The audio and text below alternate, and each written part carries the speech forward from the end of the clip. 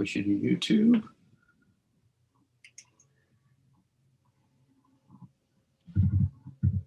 We are live on TCTV, cable channel 8, and YouTube. Great, thanks, Steve. I'm just watching for the all of the notifications. I see that we're live. I'm just going to wait for the YouTube and the recording notification before I begin.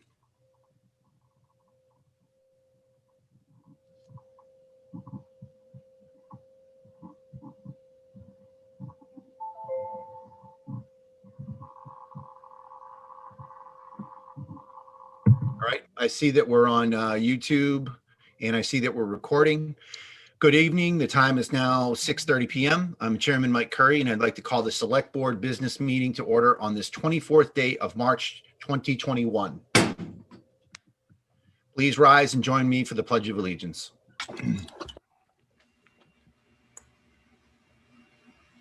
I pledge allegiance to the flag of the United States of America, to the republic for which it stands, one nation, under God, indivisible, with liberty and justice for all.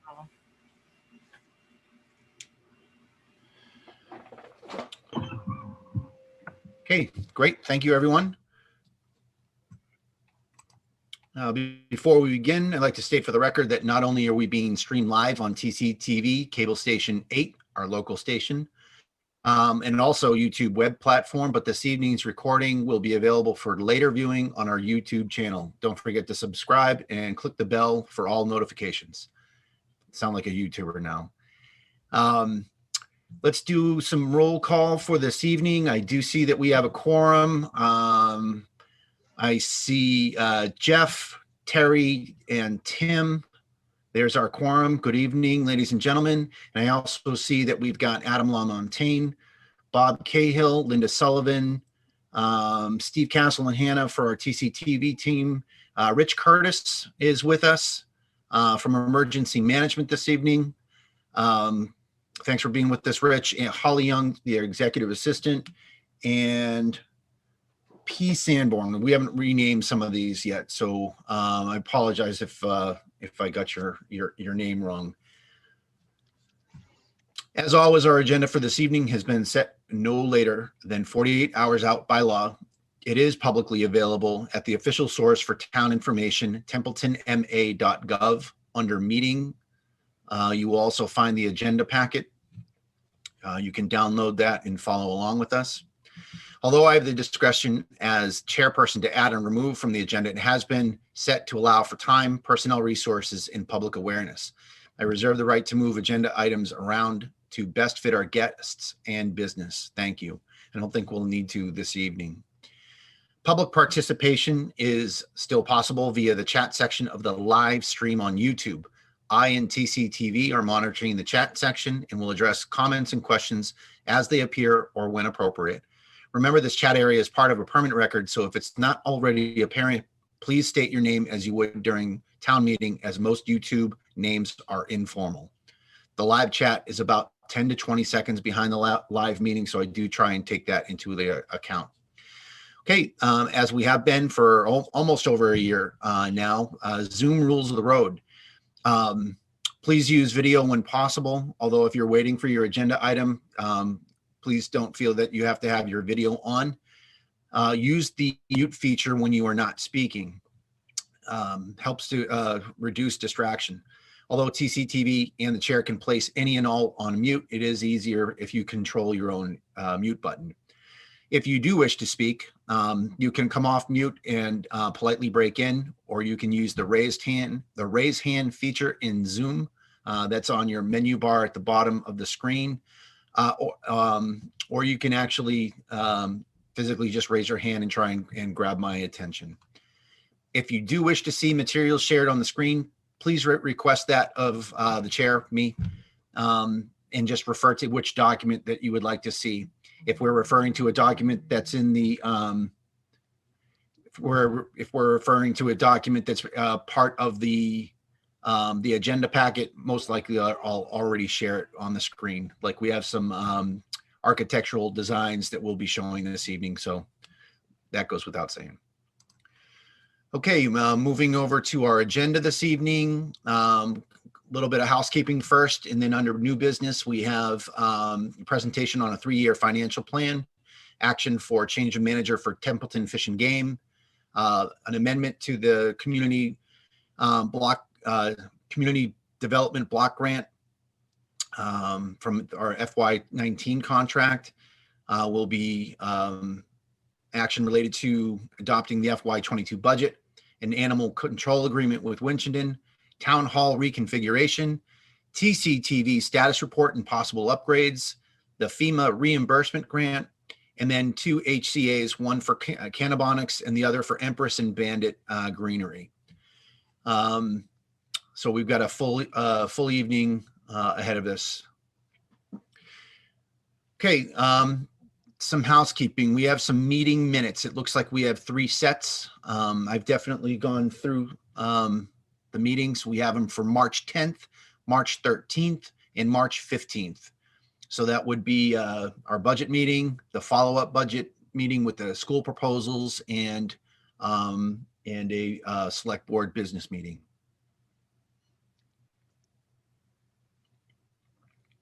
So I would entertain a motion to admit those minutes for the record, and then any following discussion related thereto.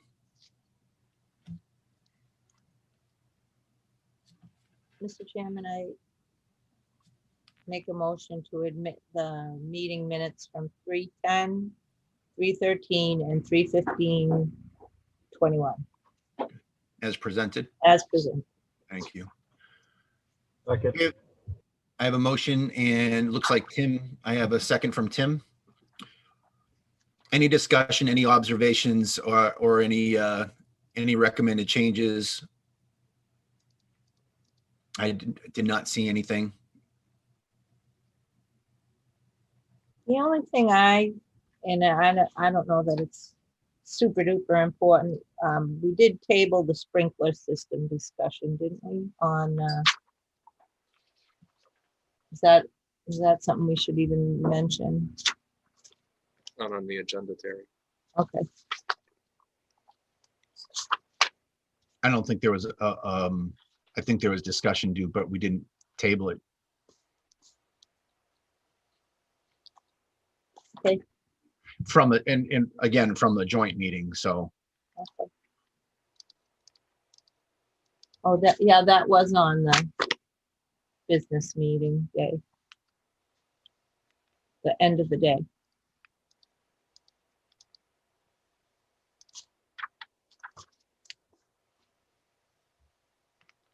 Okay, any other observations? All right, not hearing. On the motion to admit the minutes for March 10th, March 13th, and March 15th, how would you vote, Jeff? Yes. Terry? Yes. Tim? Yes. And I vote yes as well. Thank you for that. Holly, Julie's having a bit of some technical difficulty. Could you resend the meeting information for Julie? I think she might have the wrong meeting entry code. Sure, I'll do that. Thank you very much. Just a lot of stuff to do. I don't know if I can do it at the same time. Okay, thank you for the meeting minutes. We are now to citizen input. Is there anyone on or within the board? We do have board member comments later, but is there any citizen input this evening? And I will watch this live chat. I will give it a couple, about 10 seconds. I will say while we're waiting for the COVID numbers, we still are under a state of emergency. The Board of Health met the other night. They're monitoring the governor's plan. As far as numbers, we were all the way down to two active cases of COVID. Unfortunately, from a community perspective, from the latest report, I believe we're up to 22, if not 23 from the last report. So stay Templeton tough out there and wear a mask, wash your hands, socially distance, follow all the governor's protocols. We definitely don't want to see an upsurge in COVID cases. Mr. Chairman, Yep, go ahead, Tim.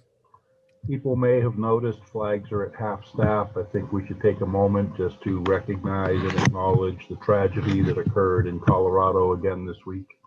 And that's by presidential order. The flags are at half staff for the next few days.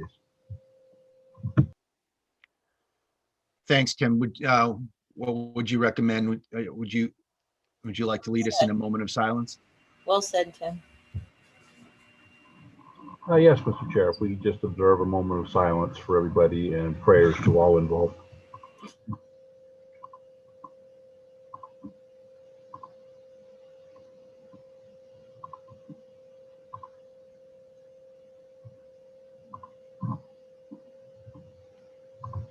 Thank you. Thanks, Tim.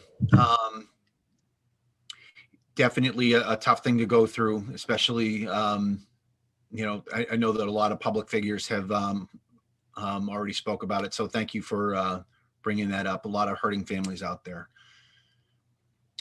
Is there any other citizen input for this evening? Okay, hearing no further citizen input, let's move on to new business. Looks like we don't have any introductions or appointments, Adam. Is that correct? That's correct. All right. Then we will move on to item 5C, which is our town administrator with a presentation related to the 3-year financial plan, which then relates back to our vote to use or to support the use of ESSER funds, which are one-time funds from a municipal minimum local contribution. Thank you, Adam. Thank you, Mr. Chairman. You can see the screen here. Okay. I just want people to be able to see this. This out-year forecast shows our fiscal year 21 budget and where we've grown to our fiscal year 22 budget. Now, you see how it grows to this point into 23. Our expenses do surpass our revenues, which by the prediction will be about $160,000. And keep in mind, this isn't including any use of one-time funds or any kind of HCA dollars that we receive the town or anything on the Baldwinville front for 23. And then moving into 24, you'll see how it stays relatively level for the most part, because we have roughly 230,000 of our water and sewer debt falling off into fiscal year 24. And we still face a potential deficit of 140,000 roughly. And these are just all prediction numbers regardless, but it's not till fiscal year 25 where we could really count on a significant jump and an adjustment into our allowance for abatements, which brings us down to roughly 1.5% where we could sustain ourselves in the out years. Now, seeing these numbers and projections, these aren't final, like I've mentioned by any means. You see here the BES sales included right here, because we're projecting about $500,000 for that sale. So let's say the board were to decide to use that and add that to our stabilization, that would bring us to about $1,362,000. And we do have a transfer into stabilization coming up at annual town meeting for $87,500. So if we were to add all that, that brings us to roughly $1.5 million into our stabilization account. If I can close out of this, I wanted to bring up some of the control measures that I've worked with the chairman on as well. Okay. So that chart has a level funding model for 23 and out that you can see in the implementation year. And that obviously is pending the board's approval into 23 and each one of those out years. So we can really gauge where we are based upon our revenues that get released early in, let's say, November or so, October, November. Another one, work with the district school committee to reduce potential impacts to out years. I think you've heard both Monty Tech and Narragansett Regional School District. They've heard a lot from me this past year or so, but they are also aware of the challenges for 23 and 24, but we have to continue to work on that. Now here, assess CARES funding, change in scope impact. These are one-time funds, if you will. None of these are included in the projections, but let's say that the change of scope, the town has been allotted $718,000, of which we obviously didn't receive all those funds. We have a drawdown number that we have, but let's say if we were to use 200,000 and they changed the scope and allowed it to be used, that could be a potential, because right now it's just strictly for eligible expenses qualify for CARES. But let's say the federal government were to change that scope, that could be a potential source on where that proceeds from this point forward. That's up to the federal level, but that's another alternative. Investigate a buy down model to target efforts in reducing other costs while addressing known growth models. We could be looking at 24 and 25 of 25K to 50K there. Assess ESSER 3 fund impacts in fiscal year 23. That's another 170K. These weren't used in the projections, but these are other funding mechanisms that could certainly help us in the out years.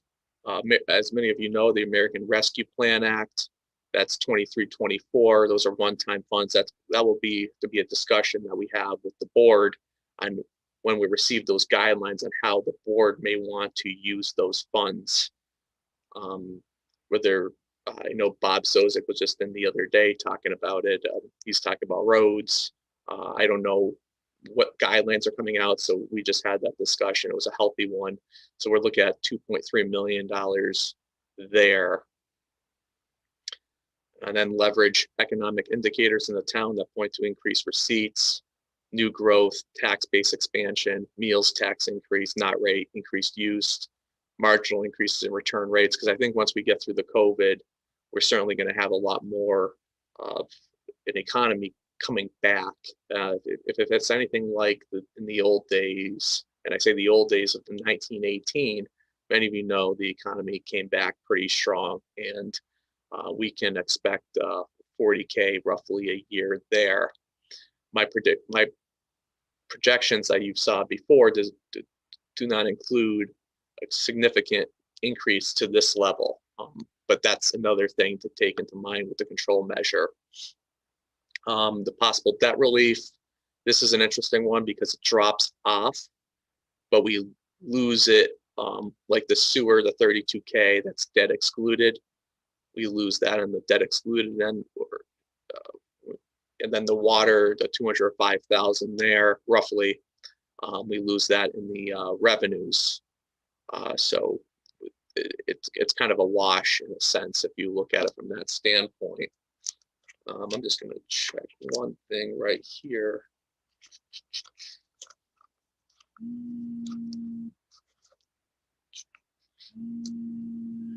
Adam, I do have a couple of YouTube questions along the way. If you want to take them as they come, or if you want to wait until the end of your presentation. Are they relating to the control measures? Yep. Okay. Okay, first one, Mr. May had a question about enterprise debt elimination helps us how, is his question. It's something that we need to keep keep an eye on, because as the main chart shows, people wonder, why is that chart going up? It gives an idea of where the possible debt relief is, to be completely transparent with the public. At the end of the day, it doesn't really have any impact, but I think it's something that the public has the right to know about.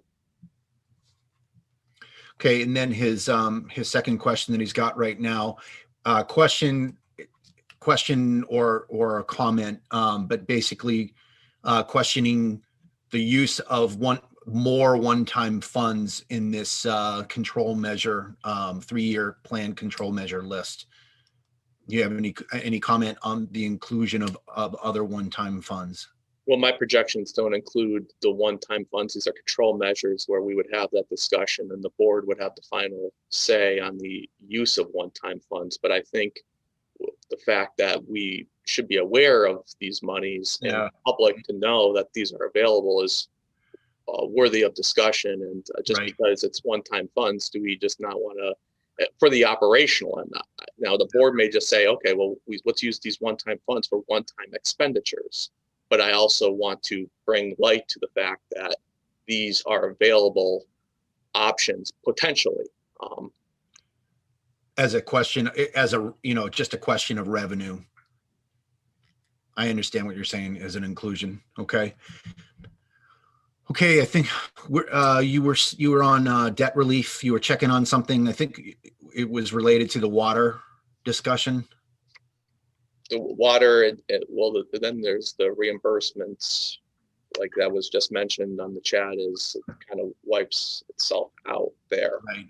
And that's the reimbursement table that's in the budget book that we reviewed. The reimbursement table. That's okay. Yep. Pandemic changes in commuter behavior and housing. Many of you know, this wasn't included in your packet. I just added this before the meeting. The Baldwin Elementary School, this is all going to be all new growth with the housing, 50+ marketable, affordable units. I'll get to the 500K at closing, but we're looking at about 75K plus or minus in real estate and 10,000 a year in additional revenues coming in just on that one project. Also, I didn't include what I did for these revenues is they actually, the potential use of one-time funds probably won't be as high as they're illustrated on that projection, because I did not include because you have your 2.5 that you go up with your the maximum on your levy limit, but then you also have your additional new growth added to that formula. I didn't include any of that in these projections to be on the most conservative end possible. So the potential use of one-time funds isn't probably going to be as significant as you see here on this chart. Health insurance, low rate trends. As you know, we spend a lot of time on the health insurance front. We're doing everything we can to keep other costs low. Let's say we're level funding. We're looking at keeping health insurance down because we all know the retirement number will continue to grow. So that's another fiscal year 23, and we could say out years there. And then, as we mentioned earlier on the presentation, the untouched and increasing deposits to the OPEC stabilization. Right now we have roughly 862K, increasing it by 87.5K, I should say, to roughly a $1 million balance. That's excluding the Baldwin Elementary School. Another thing, the HCA deposits, we have 2 of them, 2 HCAs coming in front of us tonight, on top of the ones we've already signed. 24 and out, minimum rough estimate 25 to 40K there. And then the final, the Baldwin Elementary School sale of 500K. I put the implementation year 22 to 23. Look at another $500,000 there. Town has a lot of good things coming down the road. Each year we face our challenges with the budget, and we will continue to work with the schools to get them to a point where they can sustain the affordability as well, knowing that we would be at the point of level funding if the board so decides, and we would expect them to make adjustments on their end as well. Thanks for that, Adam. Number two there, working with the school committee, I think is our school district is going to be probably one of the most important aspects of that. I know that their discussion, in our last discussion, they've already come up with, I don't know if they've listed it out much like we've done, as far as their business rules to get on track after realizing that we're using one-time funds to basically put a Band-Aid on the our minimum local contribution. But number two there is going to be, I foresee a lot of hard work with that one, but thanks for that. Are there any board member comments on Adam's presentation? Yes, Mr. Chairman. Yep, go ahead, please. I've read this and looked it over, and I have at least one concern that kind of goes along with Mr. Mays, and that is the inference that this is supposed to be a 3-year plan to get back on track out of using one-time funds, but there's a lot of one-time funds reference in here, as if I'm almost planting the seed to say, yeah, next year we're going to use one-time funds again. And my other observation, and I've said this before, we are required by law, towns required by law to present a balanced budget. But as our financial history shows us, and anyone can check this on the Division of Local Services website, we have a built-in deficit in that it's balanced on paper and pictures only. Because if you look at the certified free cash documentation and our own records, financial history, and the budget book, we only collect 97% of our real estate taxes. And according to the DLS, that's a good place to be versus, say, 94%. But that means we are using 100% of our real estate taxes as the basis to spend off of when we know we are only collecting 97%. So if you look on the free cash sheets, the first thing you see is they take those uncollected real estate taxes right off the top of your free cash. Now, in the future, we may collect those taxes, or we may take that property and sell it. But there's a cost involved in taking the property and processing it and all. But the first thing they do with free cash certification, if you're at 1.6 million and you need 370,000 uncollected property taxes, they take that right off the top. So that's another thing that I just think people should be aware of, that it's balanced in show only. There's a deficit built in, and this just isn't Templeton. This is a lot of towns, because we've all failed to heed the followings or the wishes of Prop 2.5, and that is to become more conservative and more efficient. So I thank Adam for his work. I just, I hope we turn around in the whole state financial wise. Like,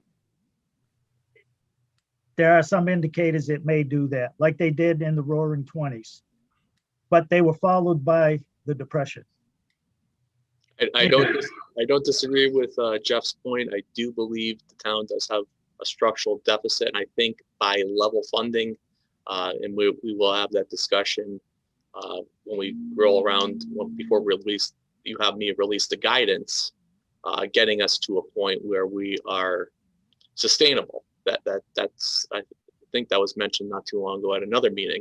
Sustainability and having us where we're having these discussions publicly, where the people are watching see that yes, we potentially could face the use of one-time funds, and we're preparing. We're doing what we have to do to be able to get ourselves to a point where in 3 years we can close that gap. We are aware of the control measures. We're aware of the issues that we face. I will do what I can within my administrative authority to keep the costs down as much as possible from going to the marketplace, whether it be through health insurance or going through copier printer contracts, whatever we can do to keep as much down as possible, because we do have some tough times ahead. And I think it was mentioned too, and Jeff brought up a good point. We're not the only community facing this. But I think a key component is to get this, work with the school district to get them to the point of affordability in the out years as well. Adam, if I could just follow up one thing on that and what Jeff and Bob in his comments on the chat.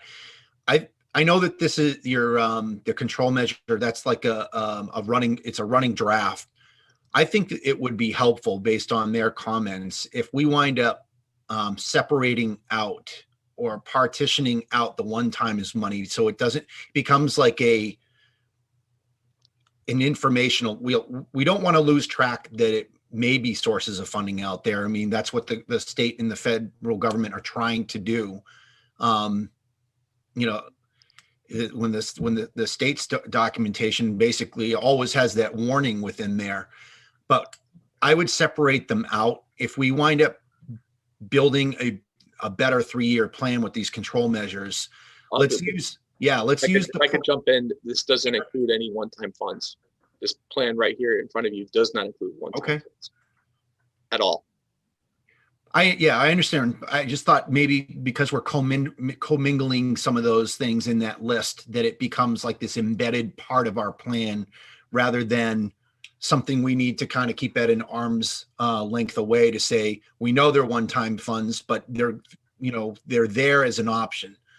I think that would help the optics of this plan that you're putting together. No, and that's a good point that you bring up. It's clarification that this plan does not include one-time funds, but those are control measures. So I'm happy you did bring that up. Also, this includes down here, because we're concerned about the school district hit of 6%. And then we have them at 3.5, both Monty Tech and Narragansett Regional for 24 and for 25. So this plan does include level funding on our side of the house. So I just wanted to add that. Good point. Any other board member comments? Yes, Mr. Chairman. Go ahead, Tim. Not to flog the dead horse, but to slightly kick the can a little further down the road. And to Mr. Bennett's point, we start off, we know we have a deficit just looking at how our collections on the taxes go. And then we look at the school when they calculate minimum local contributions. That magic formula comes out based on local taxes, collections, cherry sheet balances at the end of the year. And that's what the state thinks we can pay. And it never quite seems to be what we know we can pay. And we got to sit and juggle that all the time. And I see Mr. Bennett smiling, so I think I'm right on task with that. Good point, Tim. And another thing I really try to do is get that allowance to abatements as high up as I can to 2.5%. So like to Jeff's point, where let's say we get 97%, yeah, we go to the maximum, but then with the allowance for abatements, that gives us some room. But I understand your concern, absolutely. I just wanted to throw it out there so the folks watching, if they're questioning why some of these numbers don't line up, this is all part of that equation. And the school budgets are difficult at best by their own accord. Thanks, Tim. Yep. Terry or Julie, any thoughts before we move on? All good, thanks. Great. Okay, nothing heard from Julie. I'm sorry, I'm good, and I apologize for being late, but I do have a comment that, you know, we have to look at this whole budget, and we have to remember a couple of years back that we want to do the economic growth and accomplishment stuff, and where I think just banking on real estate taxes, that's not going to work, obviously. So we'll bring in more stuff. But I definitely feel like we're heading in the right direction. If we go backwards, we're wasting a lot of time and energy, and we're getting rid of a lot of accomplishment that I've seen in the last 6 years. Just my opinion. Thanks, Julie. And thanks, Adam, for going through that presentation this evening. Any last go arounds? Thank you. Again, as a draft, we can definitely continue to have the discussion, especially as Adam tightens up his shot group on that. Okay, let's move on. Next item of business is action related to the change of manager at Templeton Fish and Game. I see Linda Sullivan has joined us this evening. Thank you, Linda. Anyone else on from Templeton Fish and Game? Not tonight. Okay. Linda, we have the forms, the ABCC forms in front of us. Holly, any issues at all? No, everything was supplied by Linda and ready to go to the ABCC once the board approves it. Okay. Okay. Any questions for Linda, or I'll entertain a motion on the change of manager application for Templeton Fish and Game.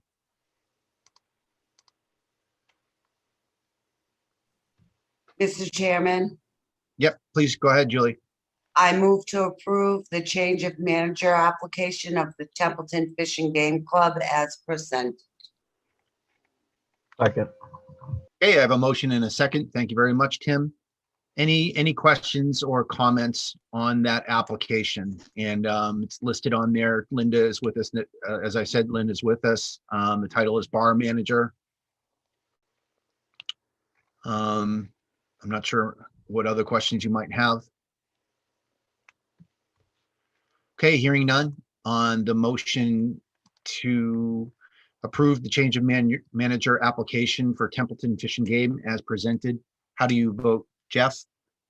Yes. Julie? Yes. Tim? Yes. Terry? Yes. And I vote yes as well. Congrats, Linda. Thank you very much for coming on this evening. Thank you. That's approved. Congratulations. Thank you. Thank Good you. luck. Thanks, Linda. Have fun. I'm gonna try. All right, moving on. We have action related to an amendment to our community development block grant. This is concerning the FY19 contract, and that was for our ADA study and Orchard Lane. Mr. Sanborn, there you are. Good evening, sir. Good evening. I'm not sure if Adam has. We have the memorandum with the request in it. I don't know if Adam wanted to preface anything, or if you had anything more that you wanted to say. I think between Adam or you, if you just wanted to summarize that request. Peter, you got this one? Sure. Like we've been talking about it quite a bit, so. Yeah, we have. So with the community development block grant awards, when the state sends out the standard form contract, they cover 3 state fiscal years. The grant agreements are typically 18 months, but the state knows that towns oftentimes need to extend their grants, so they produce a 3-year contract. So for Templeton's 19 grant, it started in fiscal 20, went into 21, and would have gone into 2022, state fiscal year 2022.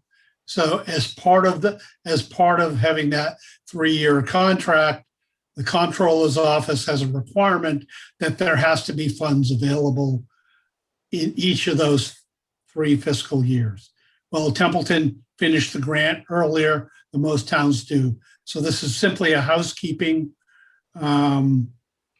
amendment that was initiated at my request because the grant is done.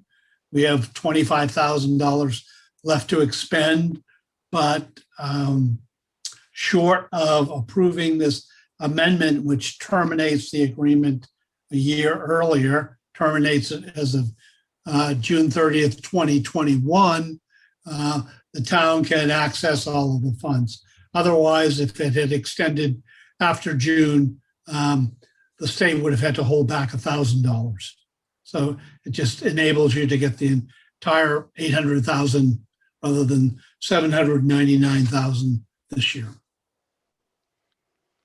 Thanks, Peter. I appreciate that. Does anyone else have any questions? And I know that in the memo you had the fee in there. That's a standard fee. I know the 96 is approximately 12% of the 800. That's already covered within the grant amount, correct? Correct. Okay. So they're totally separate matters. So is whether the board decides they're willing to enter into this contract amendment with the state to basically terminate the agreement a year earlier, thereby being able to get all of the funds, which would really come in April. So you'll have, with this amendment approved, the full 800,000 in the grant should come into the town by April. Again, there's about $25,000 left to draw on this grant. So you've gotten the bulk of it. Then there's the second matter concerning our management contract, where we will be presenting a contract amendment to actually decrease our fee between $3,000 to $4,000. I haven't yet calculated the exact amount. Okay. Thanks, Peter. Any questions for Peter?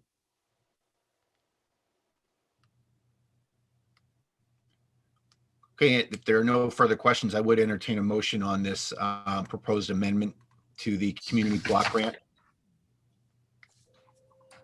Mr. Chairman, Yes, Tim.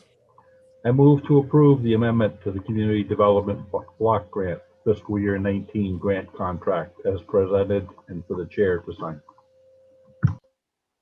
Second, Okay, I have a motion and seconded by Jeff. Thank you, Jeff. Any further questions or comments on that amendment to the community development block grant? Can I make a comment, Mr. Chairman? Sure, Julie, go ahead. As a resident of Templeton that lives on Orchard Lane, I'm wondering if we want to do this too soon. A few questions, not the greatest situation. And there are some developing issues right now, so just curious. Any comments from anyone? Go ahead, Peter. Go ahead, Peter. Kind of two separate matters. What separating the construction contract from being able to draw the grant down.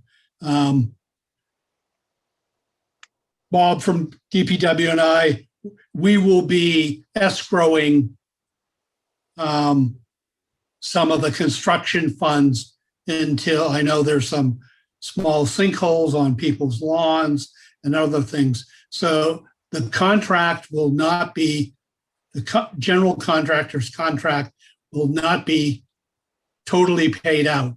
It's the funds will be drawn, they'll be placed into escrow until I get the okay from Bob to release those funds from escrow to the contractor. Thanks for that, Peter. Appreciate that. Terry, you have your hand up. Go ahead. Yes, Mr. Chair, just two things. One, Bob did say he was putting aside money for emergencies in the spring in case, things came up. And second, I was wondering, once we get the money, is there still parameters for its use, or is it, where does it go? Adam or Peter, I think everything has been allotted. It's not like, open for use or otherwise. Everything in the check sheets for it, it had its design. That's correct. So all the funds have been earmarked and encumbered. That's what I thought. Thanks, Peter.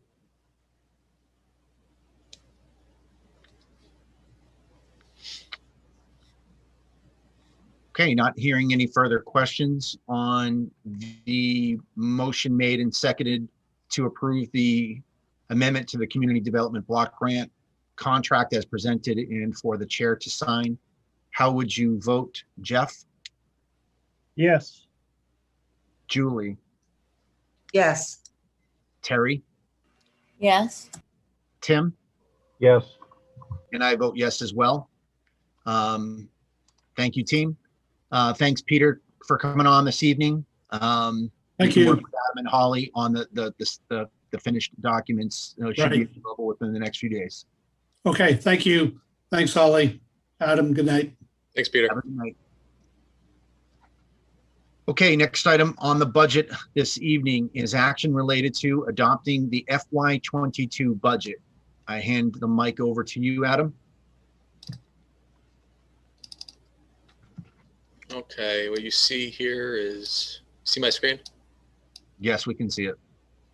Okay, this is the final budget by department from our budget reviews Saturday and Monday.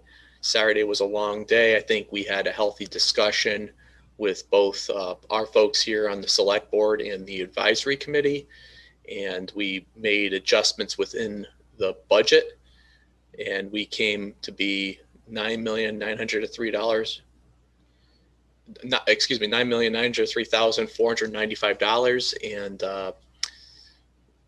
I sent off those final budget materials to you folks all today, and I did an adjustment to the allowance to abatements of the $1,501 that we went through. We had an excess or surplus, I should say, and applied it to the allowance for abatements, which puts us at 0. So we have a balanced budget for fiscal year 22. Hey, Adam, my first question, were all of the due outs from both meetings addressed in all of your amended paperwork? We have a list of all the due outs. We will continue to look at all these that came forward from as we proceed into the fiscal year budget. Some of them we made the adjustments to this year. Others we will continue into the next fiscal year as the budget due outs tracking list. Okay, yeah, I think that's a great answer, because some of the items, the due outs were not changes per se, but like working with Monty Tech for the cupola, and there were a lot of ones that just required research but might not have affected the budget. That's my only question on this budget. Good work, a lot of good work going all around, team effort. Any comments from the Tim's supposed to work with me on that one. Okay. Yeah. Yep. Yeah, each item had a point of contact or an action person, so I don't want to lose sight of those. Discussion on the adopting the FY22 budget. Julie, it looks like you came off mute. I did. I have no question though. I'm just waiting to make a motion. Okay. You can if you wish. That doesn't stop discussion on it. Okay, I move to approve the FY22 department operating budgets as presented, excluding fire and EMS department and insurance and benefits.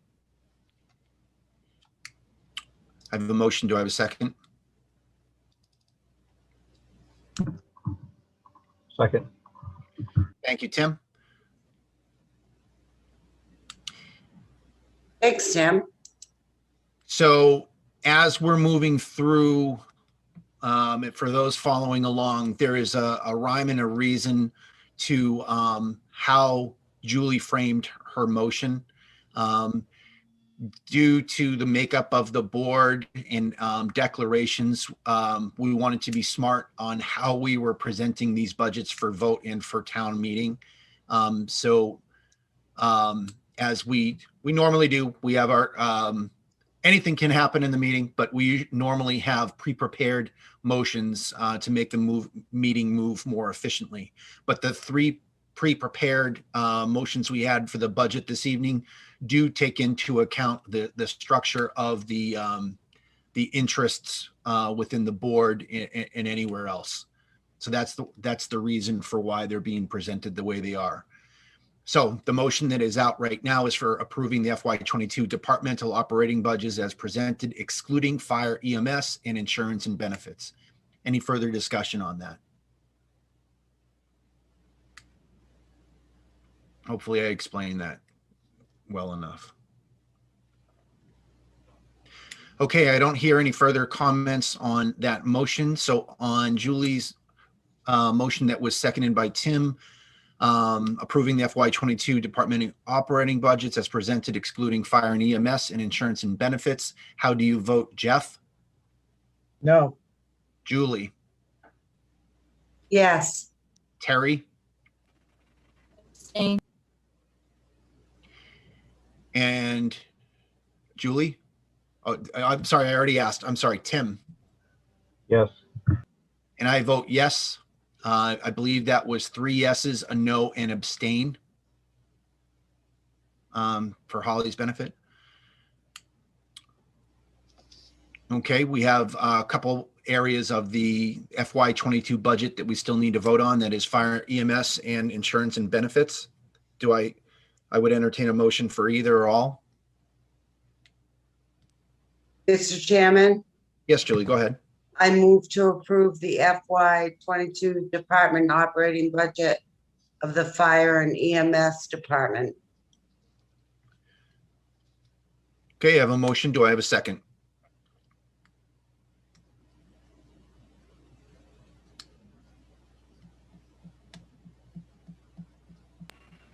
Mr. Chairman, I'll motion that to move it along. I'm sorry, I will second that motion Okay. to move it. Yep. Okay, I have a motion from Julie, seconded by Jeff for the FY22 department operating budgets for fire and EMS. Any comment or questions? Okay, hearing none. On the motion to approve the FY22 department operating budget for fire and EMS, how do you vote, Jeff?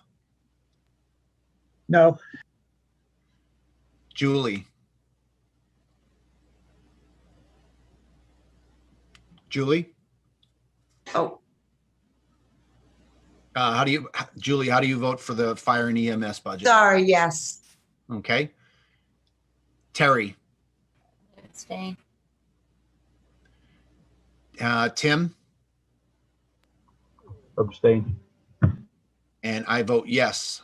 So that's 2 yeses, 2 abstains, and 1 no.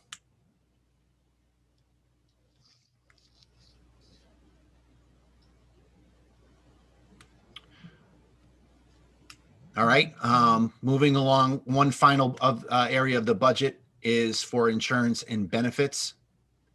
Do I hear a motion to approve the FY22 department operating budget as it pertains to insurance and benefits?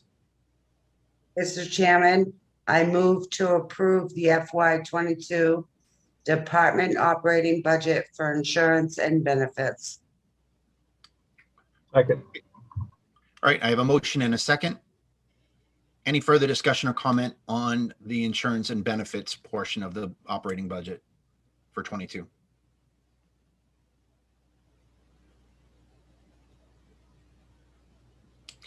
Okay, hearing nothing further on the motion for FY22's insurance and benefits as it in the operating budget, how do you vote, Jeff? No. Julie? Yes.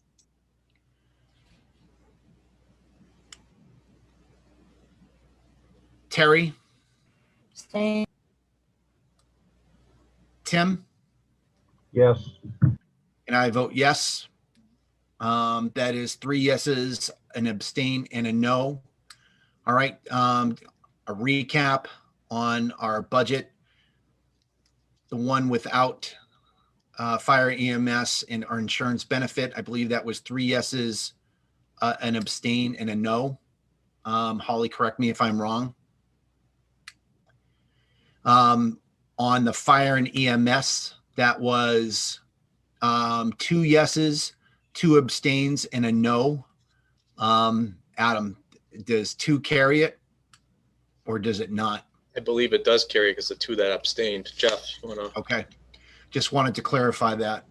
Yes, Mr. Chair, it's like the votes 2 yes, 1 no, it's like 3 selectmen were present and a Okay. majority quorum voting. Thank you for that, Jeff. I appreciate it. And That then, was my belief, but I just wanted to double check. and then that last item there was also 2 abstain, a no, 2 abstains, and 2 yeses. All right, moving forward to the next budget item. That's all she wrote for the 22 budget at this point. Action related to the animal control agreement with Winchendon. I hand the mic over to you, Adam. The agreement is in the packet. I'll share that on the screen. Look at you with all the sharing this evening. Well, I want to give you a break. You know, you're always sharing. So I figured I'll do some sharing. Never mind. This came up. This is something that we just need to clean up to have the animal control officer agreement. A lot of this is standard language that you would previously see on the other ACO agreement we had previously till it expired. And what this does is it puts us into compliance with both Winchendon and Templeton, and we have the money within our budget to afford this. I spoke with the police chief on this as well, and shared it with the town manager over in Winchendon, and he doesn't have any issues with it. The only change within this was for the boarding right here. This on under LA, the boarding fees not to exceed $10 per day for daily care for each day or part thereof that the animal is impounded, and $25 for the first reclaiming, and $50 for the second and subsequent reclaiming. These boarding and reclaiming fees are not required to be turned over to the town of Templeton. However, if the dog is not licensed, then before release to any person, a license as required by the town shall be secured. But for the most part, a lot of this language is the same.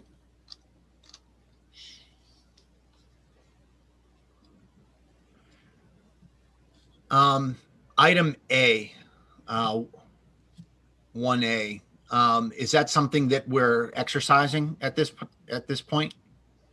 Is that included within your cost estimate? Because this looks like something that can be activated if we want animal inspector services. I did talk with the police chief, and we don't really utilize this that often.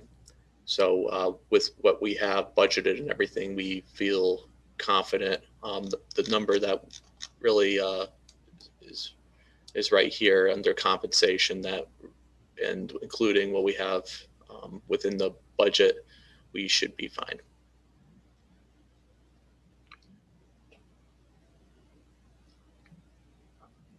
I'm going to, I'd like to hear from the board first. I do have a couple of YouTube questions from Mr. May, but I want to give the board a chance first.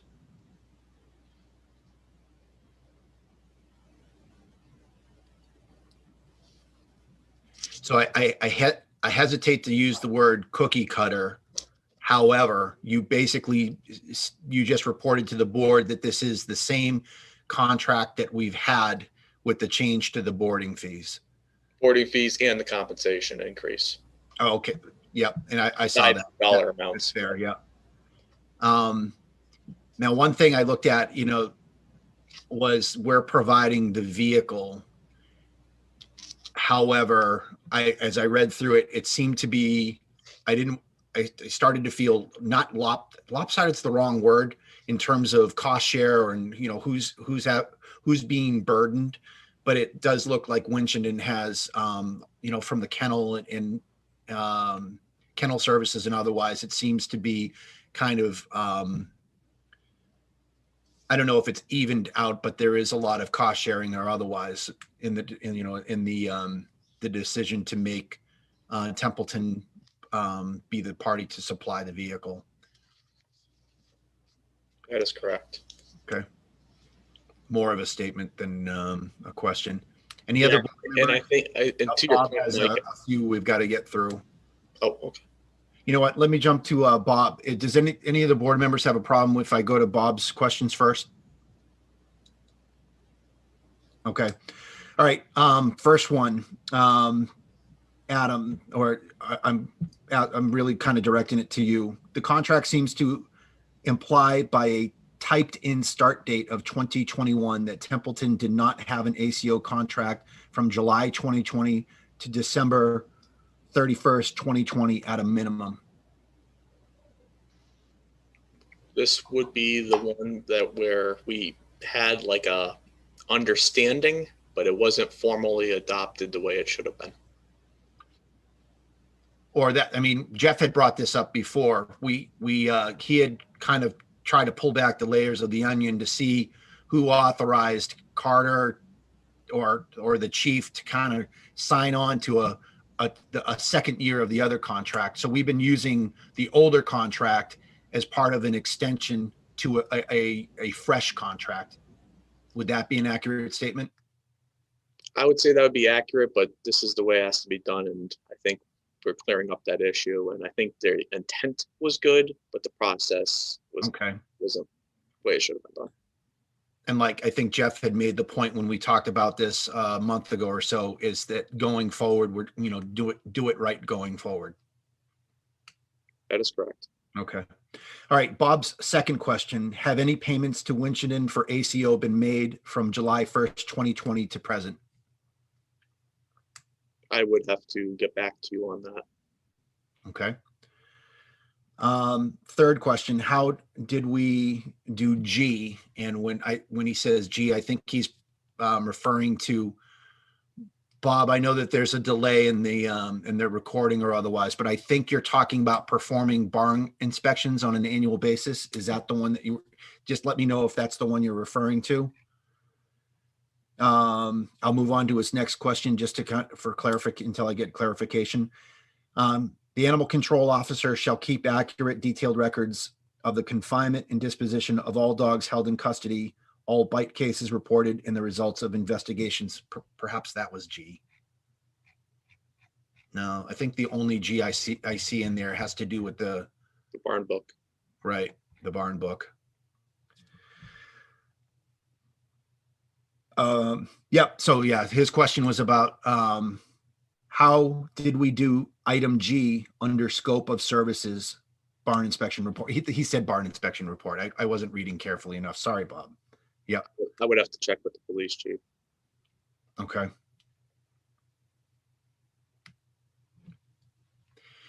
So barn inspections as it relates to item A, I see them, you know, correct me if I'm wrong, from an ACO's duties as we can read through them here is, you know, I warrant a barn inspection on my property. Does this ACO direct, is this taking care of barn inspections in Templeton at this time? Is barn inspections included within this contract? Are we funding that aspect of it? This is just standard language. I would have to check on that for you. Okay.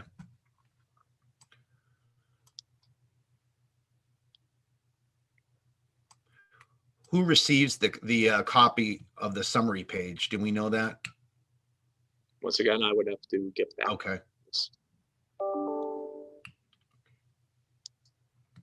On the barn book item. And the chief has reviewed this, correct? I have spoken to the chief about it. Okay.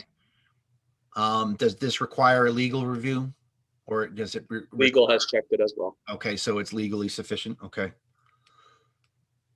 Other than just standard questions, I I don't see any issue with this, especially if the chief is comfortable with it. I'll get back to you on the barn book. Okay.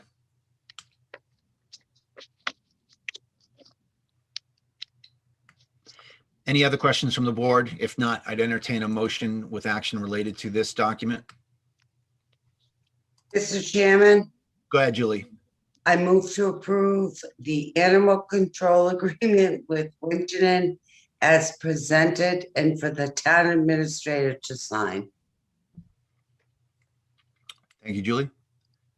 Do I have a second? Second. Thank you, Terry. I have a motion and a second. Any further questions? I do have one. Will 3/24 be the start date, Adam? Well, The agreement would be made the date of the signing. okay. So Bob, if he signs it tonight, then the date would be 3/24, yes.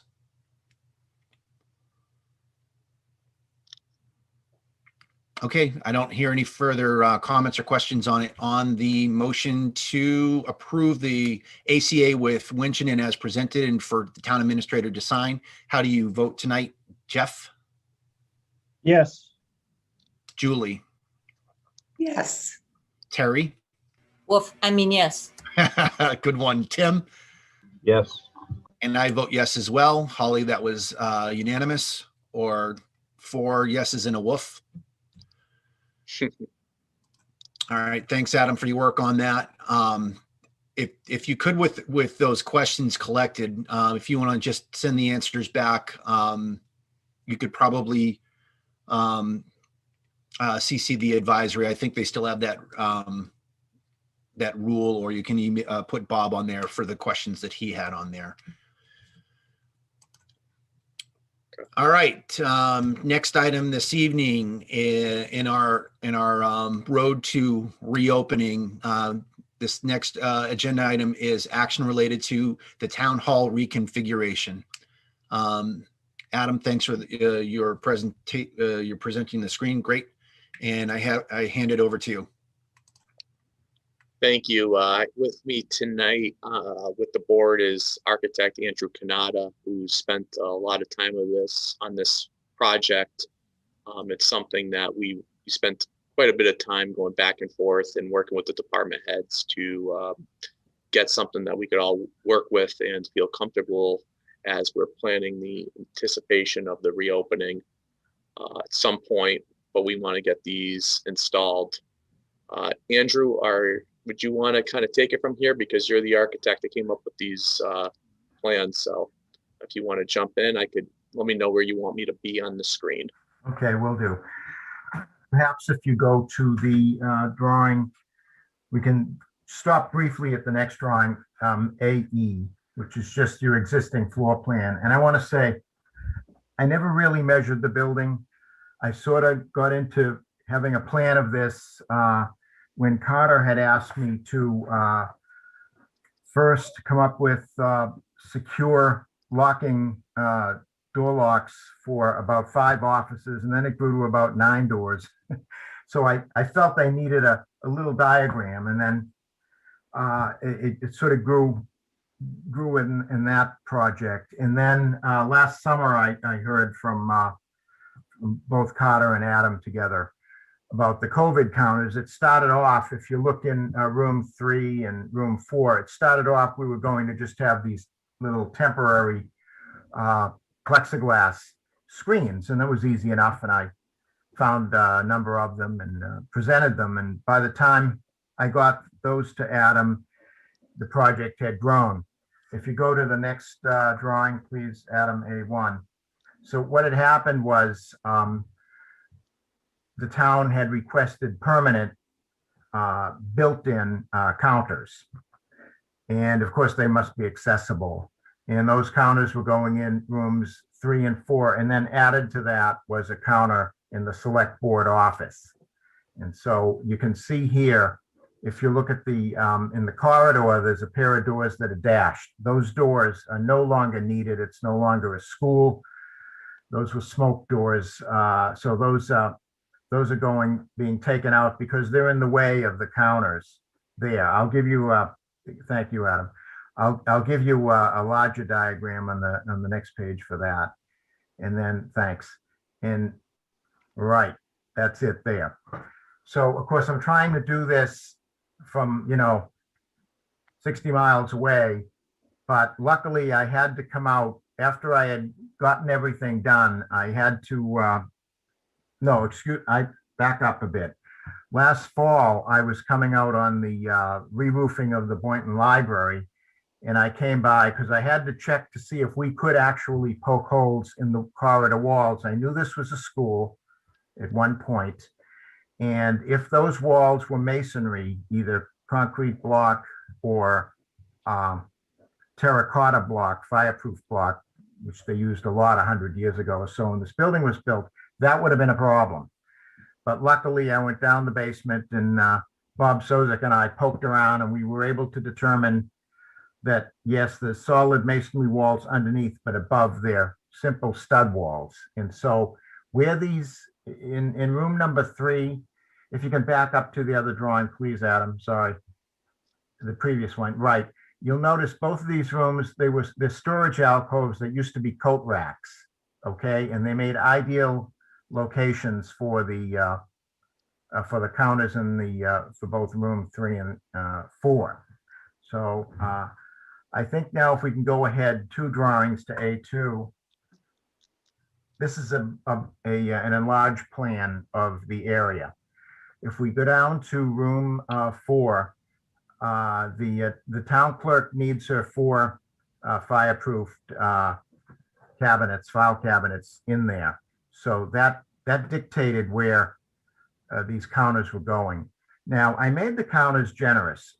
For a wheelchair to slip into an alcove, it needs only be 2'6" wide.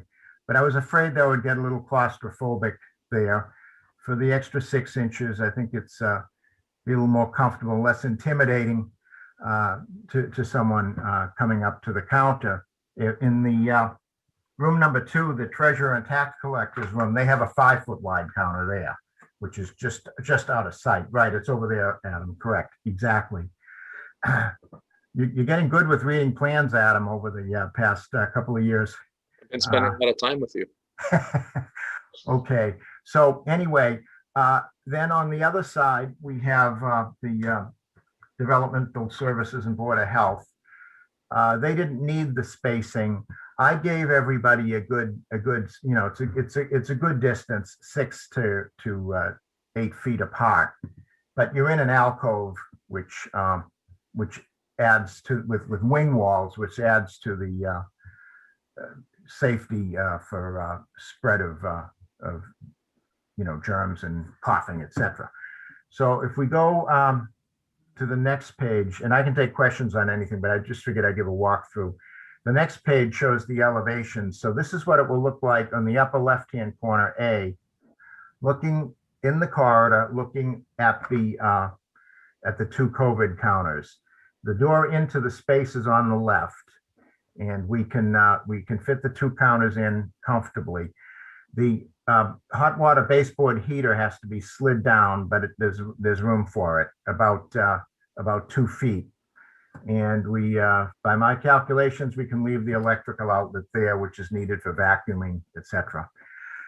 Also, the problem with trying to blend in something like this in an existing building of some years is you've got carpeting down, and I said, dang, when we take those 2 walls out, wing walls on either side of the double doors, that we have to match the carpeting, and also the knee holes for the people when they go in with the wheelchair, we need carpeting there.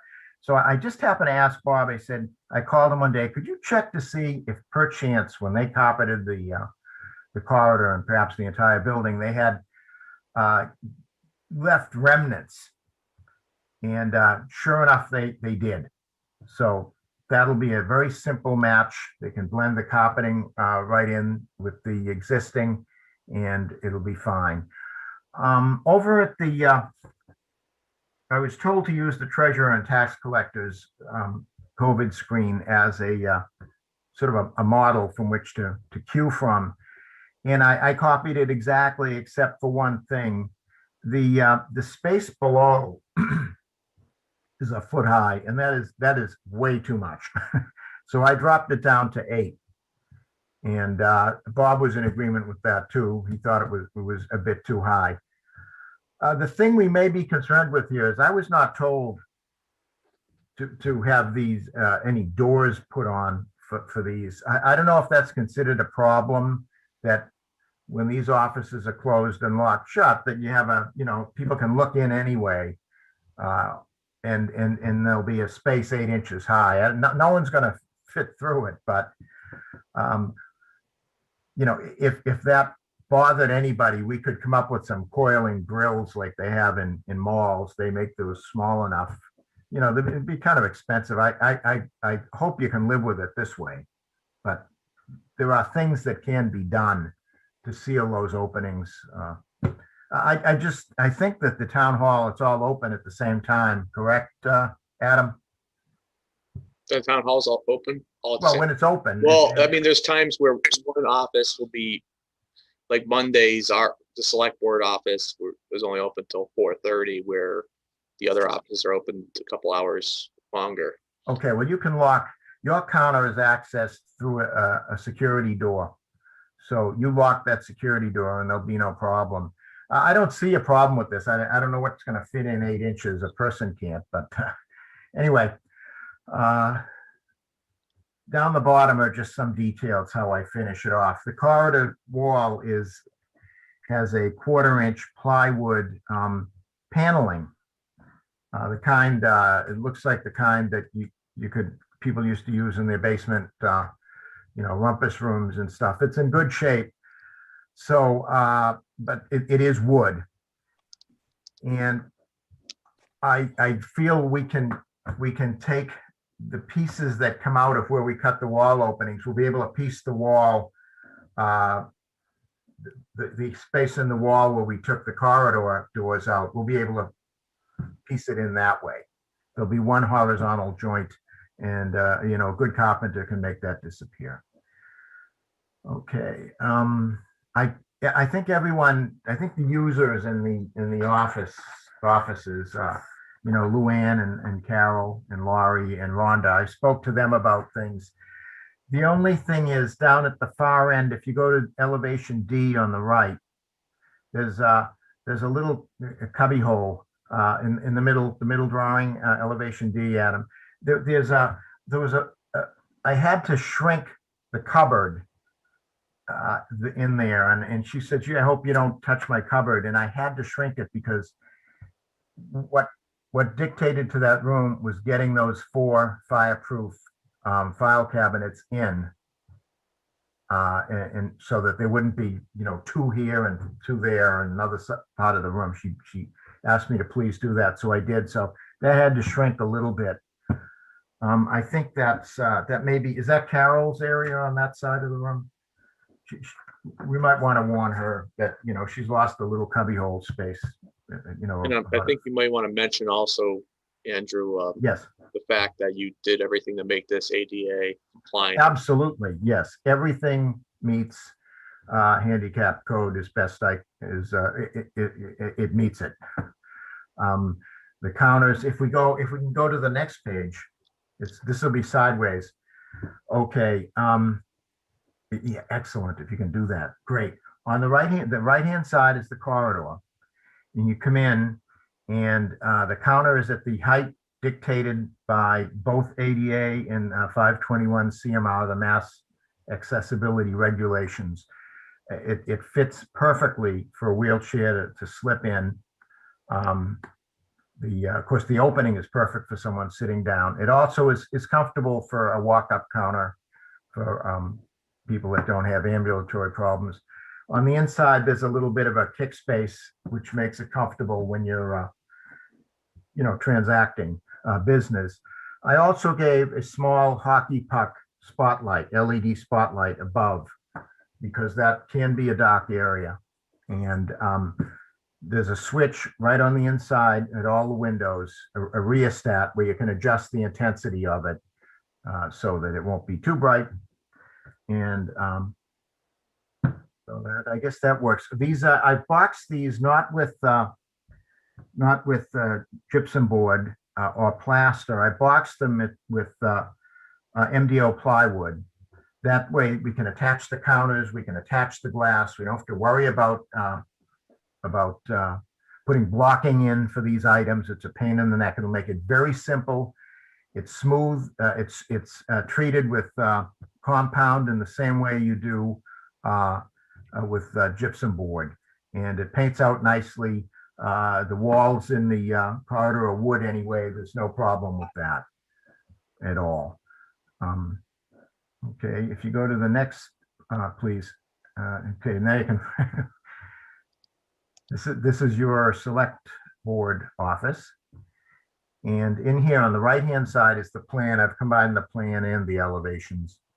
You come in the door up on the upper right-hand side, and there will be a new personnel door into the select board. And that's where currently Adam and Holly have the conference table, and it should still fit in there. It might slide a little bit beyond the recess, but it'll fit in there fine.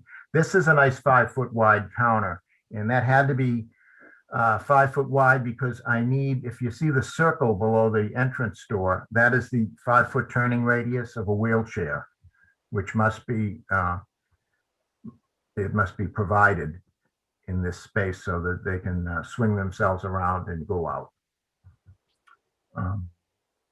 Okay, and don't worry about the existing select board storage door interfering with anything. I'm told that's kept shut 99% of the time. Okay, if we go on the left, this wall does not go up full height. I didn't want to create a cell in there. There's lighting fixtures that go above the wall. Luckily, you don't have sprinklers in there, so I don't have to move any sprinklers. Well, that is a concern. I've detailed it with the same kind of wood as runs around the room, and it look like it belongs there. It won't look like something added on. Here we don't have. I'm using veneer plaster, which is basically a gypsum board with a thin coat of plaster as opposed to compound, because I want it to match the rest of the building in that space. I don't know if can everyone visualize this all right? Okay, I think so if like I think the next page has the height. yes, That that's might- okay. Now, if we swing this around, basically kind of round out that visualization. oh, Michael, I'm so pleased you looked at them. Yes, you are correct. And so what we have here to stabilize the wall, because the wall is just standing, we call it a hinge condition. I had to put in what's called a flying beam. That's that dark area there with this little spotlight attached, and that ties it all back to the wall where the file room is, somewhere between where the file room and storage room is. And that gives it lateral stability. You shouldn't have any problems. It's similar in other ways, pretty much to the other counter, except that it's wider. And it's nice and it's good because Holly will be able to see from a wider range of angles who's at the counter from depending on where she is in the room. Let's see. In the door into the space now, the second door, we don't have that same expensive, complicated lock set that you put in last year. But we do have the same exact push button lock set that's gone into the treasurer's office to go from the counter area into the main office. So we will have the same one, exactly the same one. Adam wanted consistency, is a good idea, as you have in the other room. I think oh yes, I have some details, I think, beyond. Yes, if you go to the next page, I just detail how the flying beam is constructed. I'll let the contractor deal with busting open the wall. I can't see through walls. He'll find the nearest stud, two studs and bridge between them to laterally connect it.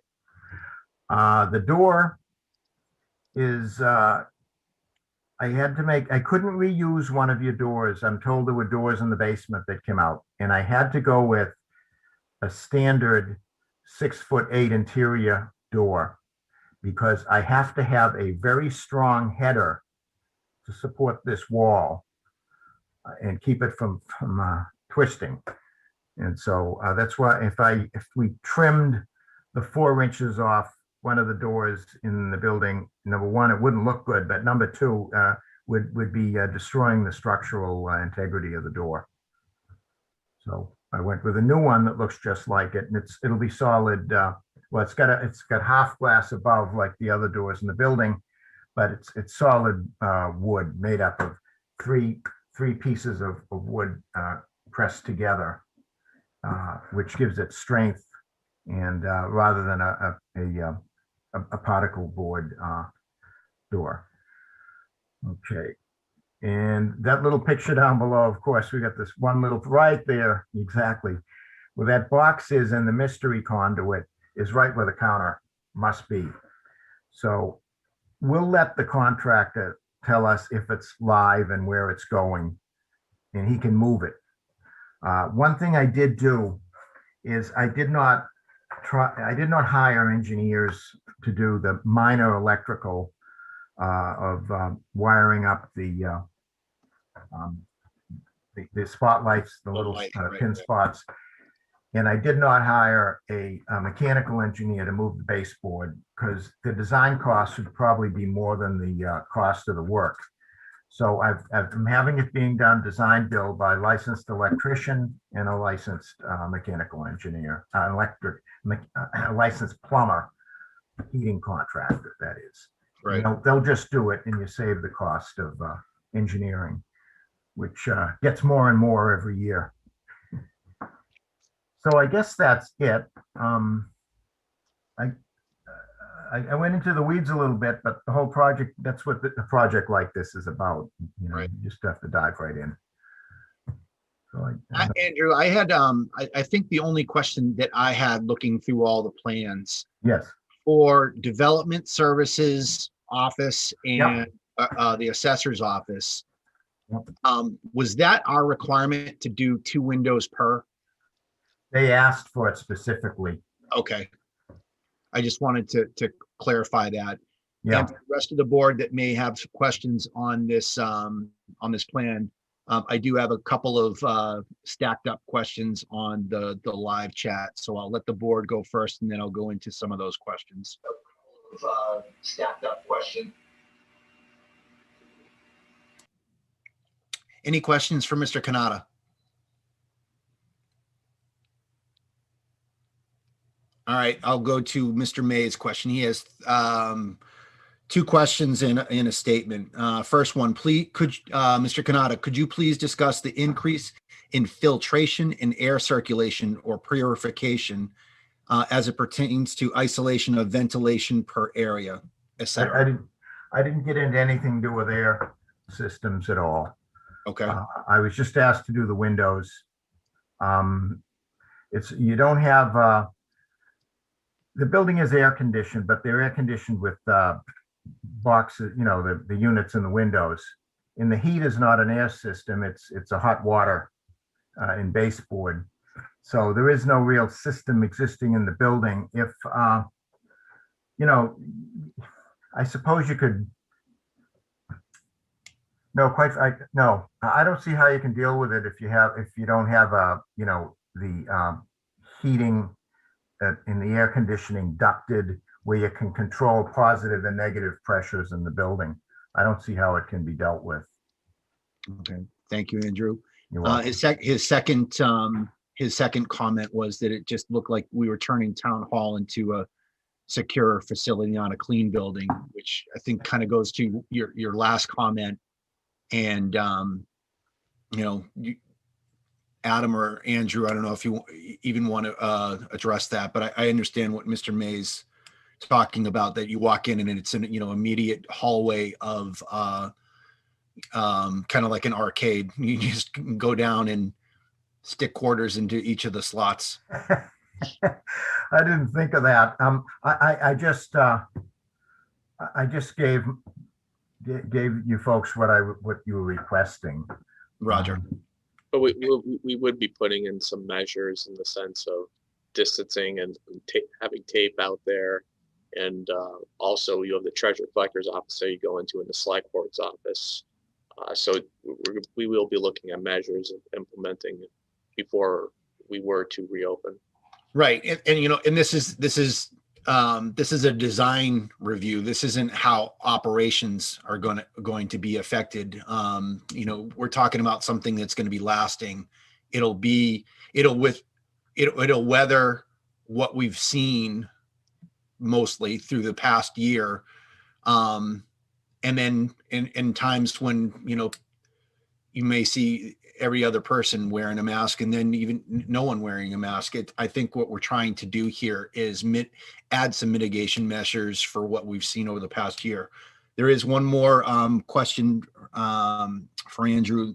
Again, Mr. May asks, how does the additional door, and he asked the question, or it came up when you were talking about the selectman's office. So yeah, I believe the question is in that area of the building. Oh, yeah. And he said, so I'm sorry. How does additional door affect art on hallway side by selectman's office? Not in the least. It's inside the selectman's office. So all that beautiful, I know it's a beautiful wall, bas relief is carved there. Is it an eagle or something? It's outside. That's totally left alone.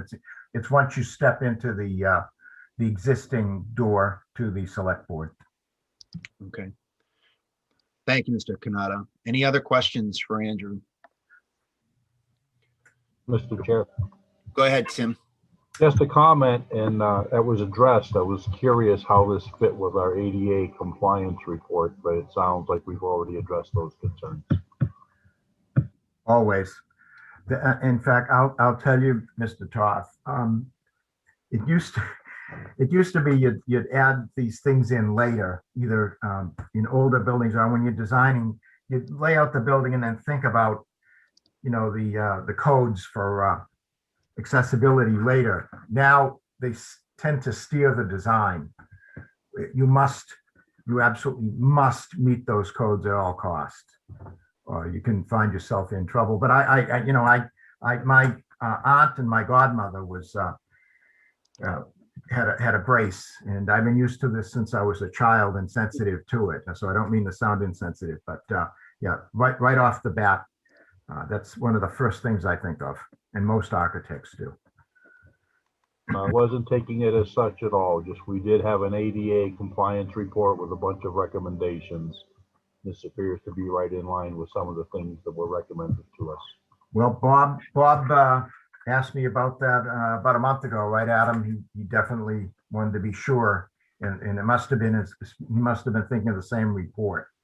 One thing I did want to say, and I hope this makes you feel better and not worse, but the person who mentioned all these the arcade look and all the counters, Boston City Hall, where I live, and I go in City Hall to pay taxes on property, and they all have the windows just like with the glass and everything. They've had it that way for, oh God, 20 years that I know of. So Boston's been doing it that way, but I'm not sure that makes you feel any better. But it's the way it's done there. Any other questions for Andrew? And this is an action item tonight, so we will be looking for a motion.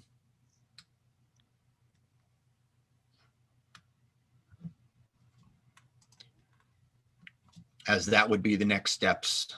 All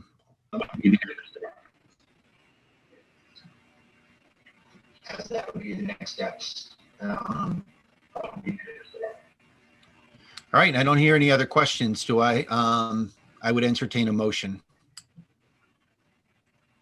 Mr. Chairman, Yes, Tim. I move to approve the plan and for the town administrator to go out to bid. Okay, thank you for the motion. Do I hear a second? Second, Thank you, Julie. We have a motion and a second. Any further discussion on the plan and for the plan for the town administrator as the procurement officer to go out to bid? Excuse me, Mr. Chair. I just wanted to mention I'm having a horrible time with audio. I have the meeting up on the television, so I got most of everything, but it was very spotty until I tuned in channel 8. Okay, Terry, if you have any questions or any comments on that, I'm sorry that you're having some problem with Zoom. But we're at now in we've had the motion in the second. So if you have any questions for Mr. Kanata or Adam. I just wanted to say, there is also a specification booklet I prepared too for this.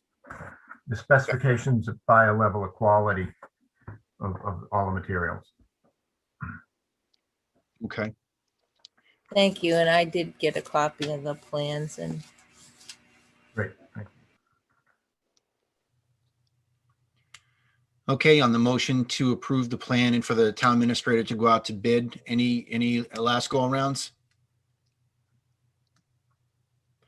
Okay, on that motion, how would you vote tonight, Jeff?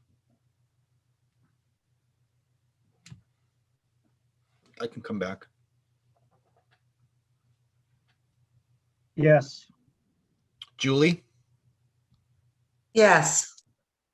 Terry, yes. Tim, Yes. and I vote yes as well. Thank you very much, Mr. Kanata. Really appreciate you coming on and giving that level of detail that you went through this evening.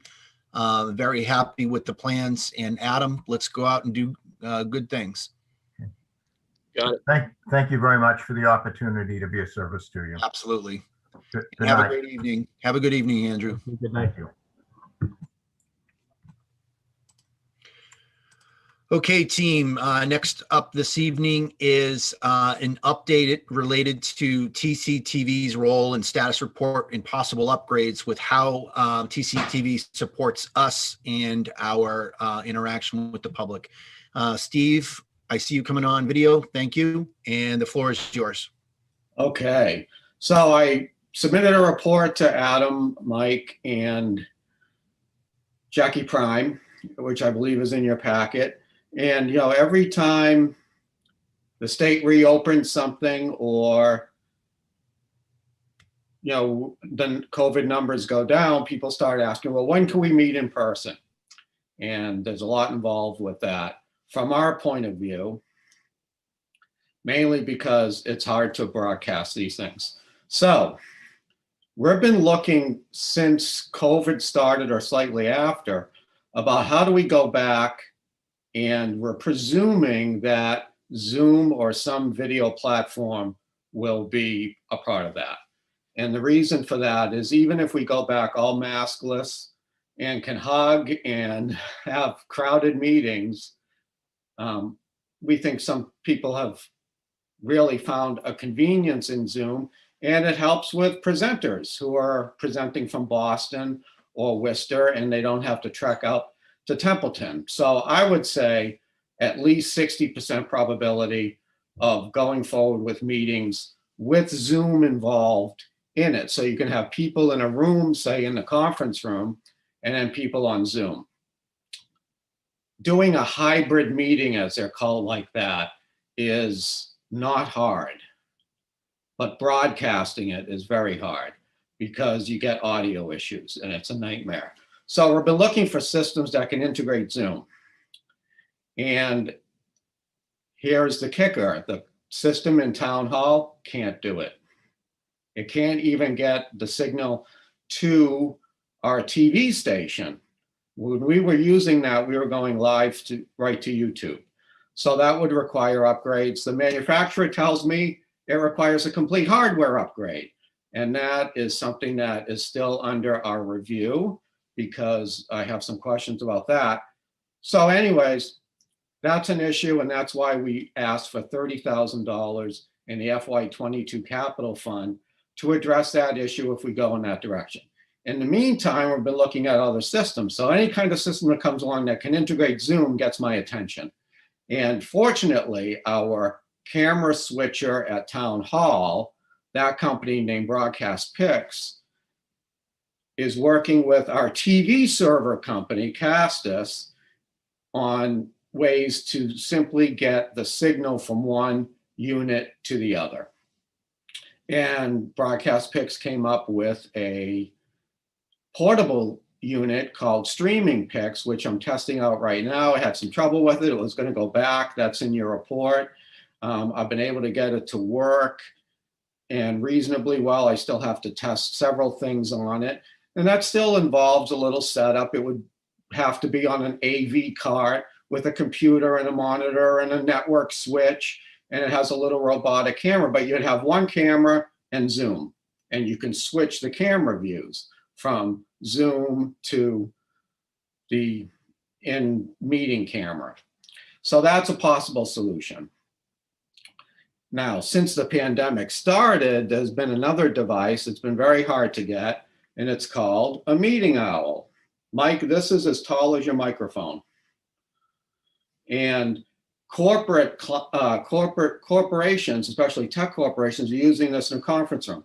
This has an array of cameras and speakers and microphones all around, and it sits on a conference room table, and you get a 360-degree view with a dome camera here of everyone in the room, and the speaker is on speaker view, just like on Zoom.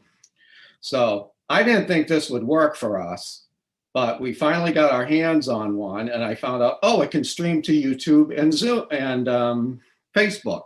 Hey, that's what we do.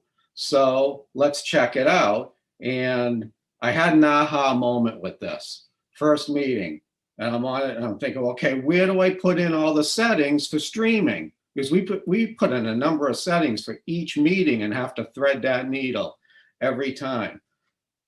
Well, guess what? All the settings are in Zoom. We already do that.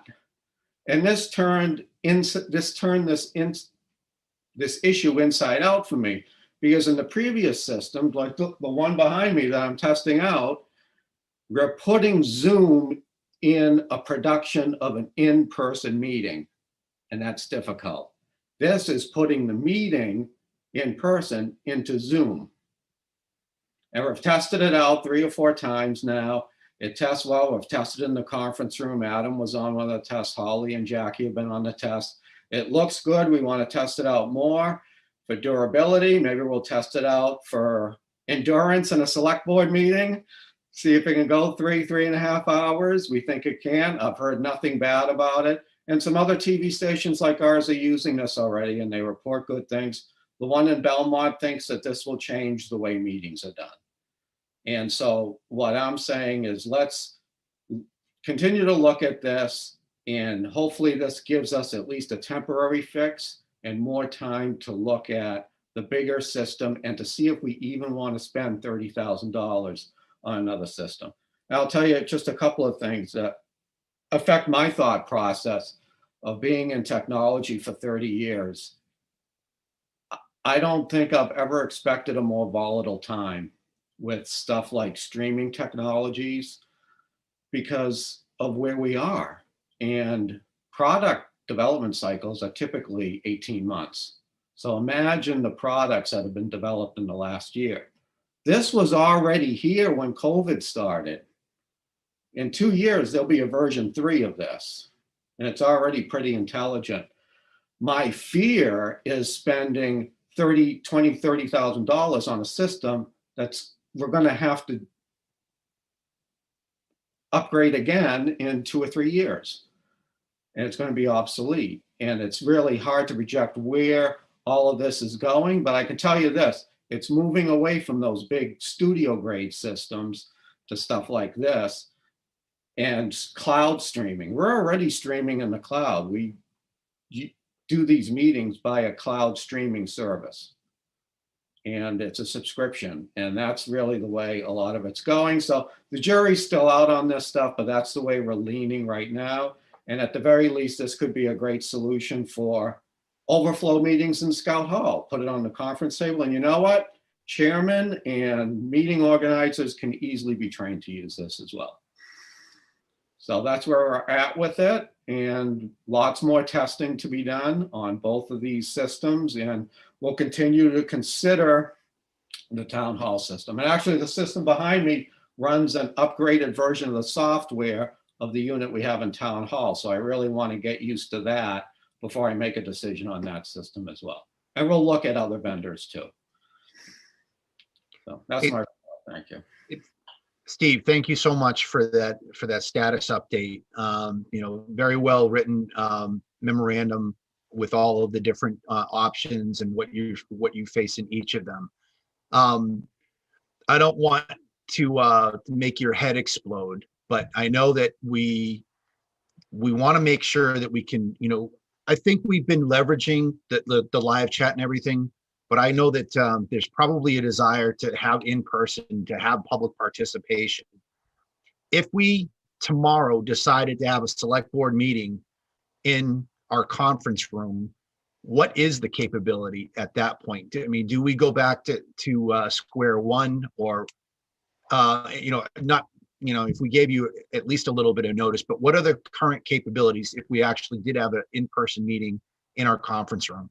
It can go live to YouTube. Which is what we were doing prior to the pandemic. Okay. Right. We would have to put at least a strap-in encoder on it to send it to the TV station. It's one of these black boxes that we're kind of getting away from. Yeah. This is what we installed in the auditorium. It requires a static IP. And it's just, it's hard to install, and basically I don't trust these. So we would lose our video conferencing. We would lose our live stream to TCTV 8, and we would only be in person with whoever, you know, was allowed, whatever the governor's order, to attend the meeting, and YouTube. I want to ask that question because I want to kind of paint that picture for where we are right now, what our capabilities go from tomorrow to wherever your research takes you. And I'm very happy that you're doing that. And I have full trust, faith, and confidence that you're going to be able to put that round peg into a round hole and make it work for everything. You look what you've done for us in the past 12 months. It's been amazing. But I also want to be realistic to the public as well. That's all I have to say about it. Anyone else from the board have thoughts on in-person meetings or TCTV status? Mr. Chairman. Yes, please go ahead, Jeff. If I may, I'd just like to kind of follow what you just stated. And I'd like to ask Steve, if we went to in-person and all of any legal stuff or anything aside, just technology side, could we continue the Facebook Live so inclement weather or somebody doesn't feel like going out, they could watch the selectmen's meeting and ask a question over Facebook Live? Sort of like you do now, you see the chat section and someone relays the question or states a comment or something. Is that something Feasibly. that we could continue? Feasibly, we can do that. There is software that allows you to stream simultaneously to, say, YouTube and Facebook. I haven't looked at that too much yet because that adds another layer of complexity for us. And we already went from a 2-step process to YouTube to a 13-step process that we have now. So it's complicated, and we're still looking for another layer where we can add graphics onto this too. But yeah, feasibly, and it depends, Jeff, on, you know, what the setup is. Can that happen from the unit at town hall? I could probably go to YouTube or Facebook right now with that, and not both. Right now we go to Facebook and we share it. I mean, go to YouTube and we share it on Facebook. So, you can go Facebook Live too, but again, it's another area where right now, frankly, I'm not sure I have the staff to cover all of that. All right, thank you. I think people seem to like it and it creates efficiency. So Yep. thank you. Mr. Chairman, Go ahead, Tim. I'm just looking at all the amazing accomplishments Steve has come up with for us. And with everything else he does, and carving out the time to do all this research and give us all these comparisons and explanations, the only question I have for him is, Steve, when do you sleep? Barely. And just to reply to you, Tim, it's not me. I mean, I wouldn't be able to do it without Hannah. And before Hannah really helped me take over with the meetings, Sean did a great job and really helped out. And Caitlin's coming along. And I've said it before. The technology is more reliable today than I would have dreamt of 2 or 3 years ago. And that's not to say we still don't have moments of agita. We had some as this meeting was starting tonight, but we try to put in systems where there are 2 of us on a meeting. So if one of us drops, the other one is there, and we check the settings before the meeting, and we try to eliminate as many failure points as possible. But thank you for your compliments. I appreciate it. Well said, sir, and definitely recognizing the team is the way to go. I think this is just one more example to use the old phrase, it takes a village. And we are truly demonstrating that day in, day out, Templeton tough. Thank you. A follow-up question to what I started with, and Jeff was asking about it as well. What is I want to move on. It looks like Steve did a good job of answering people's questions and otherwise. What is the board's feeling on in-person meetings in town hall? Can I just say something before you say that? And I forgot to say this. If we do in-person meetings, even with this, we may have to be present. I don't want TCTV to be present until it is safe. I understand. And we're vaccinated. Yep, I just want to get the board's feeling on, we should have been doing it yesterday. We got to do it safely. Let's stay the course with how we're going. But any other board thoughts on that? Mr. Chairman, Go ahead, Julie. can I just say that cable's going out? I mean, everybody knows that. So eventually it's gonna go out. But as far as safety, if we put it off too much longer, because things are opening up in the state, I feel like they should be ready. Yeah, they should be ready. Put us in the room and do our thing. And we don't have to purchase something to make that happen. Good points, Julia. Well, I think that's the rub right there, that Steve's capability update with, and he said it in his memo. He's like, I have real concerns about my own staff as well. And maybe other people have their ideas on whether they would want to attend or otherwise. I just want to be able to put those 2 goal ends on either end of the field to say, we want to get back to in-person meetings, but we also have to look at, what do we lose if we do that? If we wind up saying to the public, yes, we want to get you back in the room and participating rather than me, eyeballing my phone with the chat, we just have to understand the other side of it. And I think that's why this has been a good conversation and why I add that last piece into it. Absolutely. Mr. Chair. Go ahead, Tim. I think this is a very fluid and dynamic process because the rules, the regulations, the guidance are changing at times almost by the hour. Right. So I don't like to sit and wait, but it's might be a little prudent to see where the next steps are taking us. Yeah, especially if we had an uptick, we went from 2 to 3 cases to 22 and 23. So, that's a metric that I think that's it. That's one of that number is a stakeholder in this conversation. So, Mr. Chairman. Go ahead, Jeff.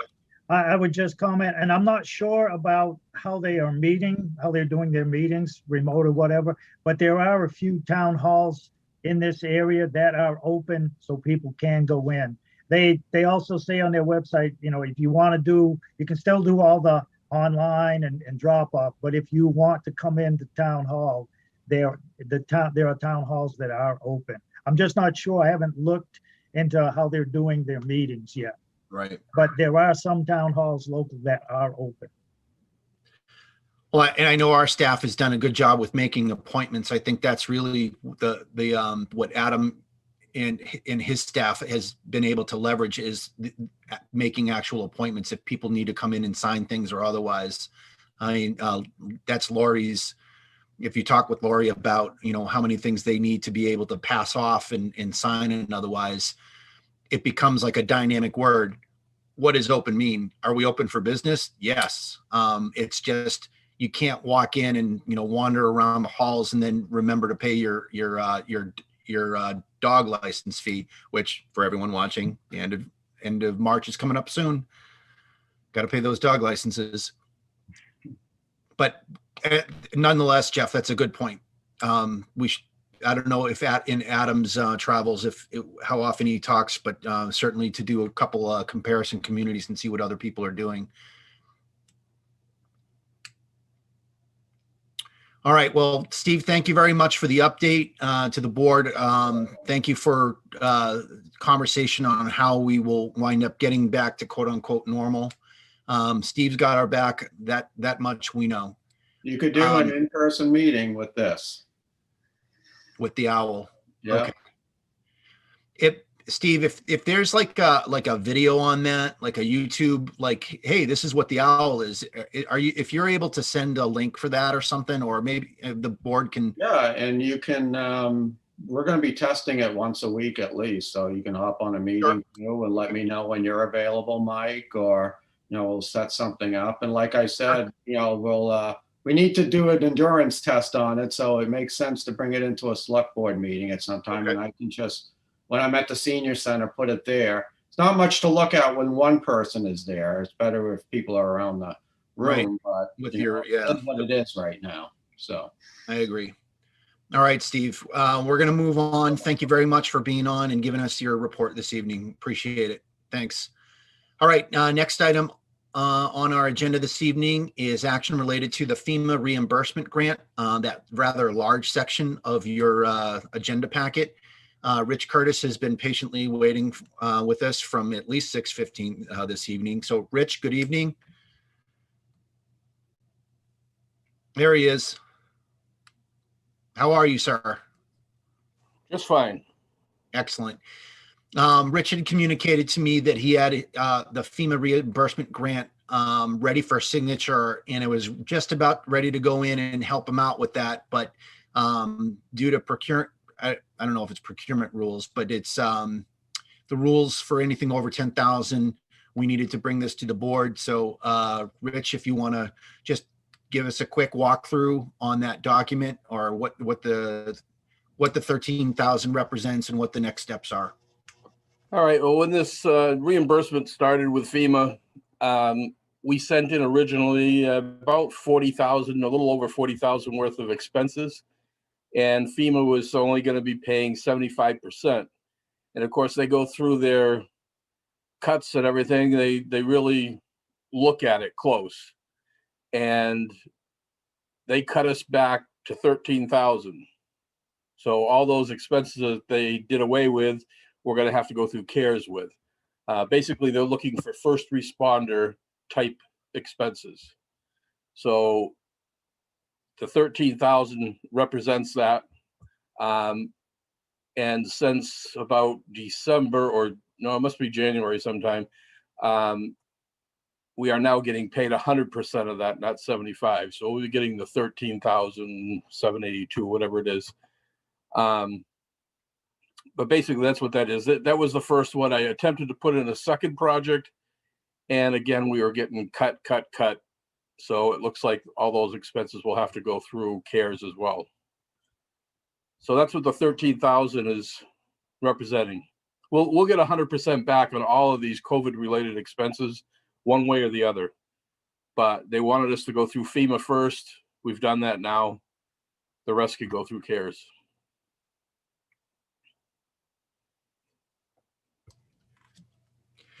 And I noticed in the application dates, there were some dates in there. Like it mentioned like this must be expended between March and June of 20. I saw the 75 and I know that they changed that, but are there dates in there basically fluid, or does that need to get, is there anything special about those dates?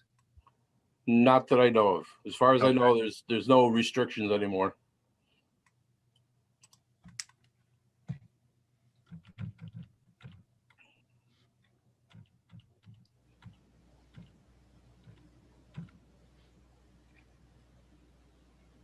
I'm just looking to see where that was in there.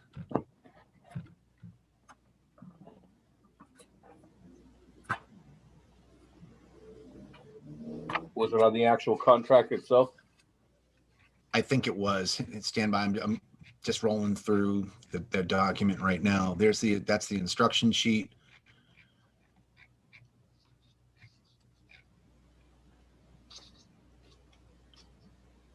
It jumped out at me. It was like a very restrictive time window.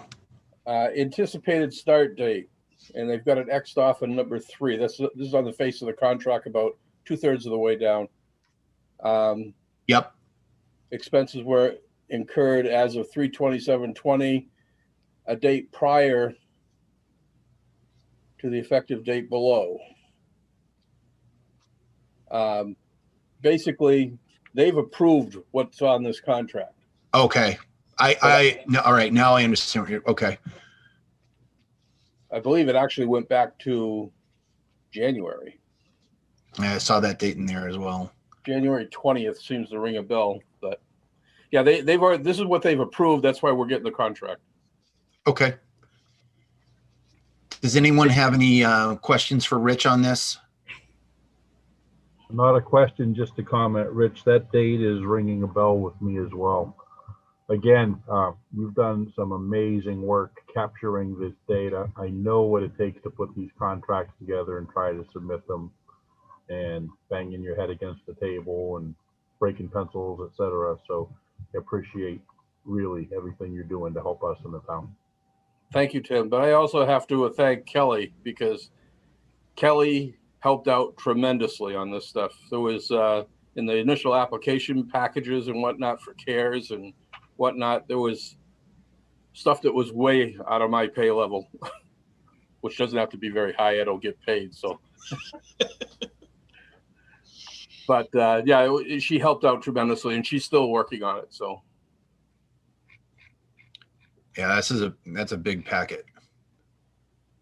So with your pay of 0, I'll triple it for you. thanks, Tim.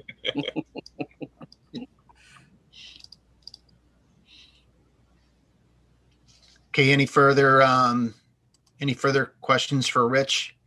If not, I would entertain a motion for action on this.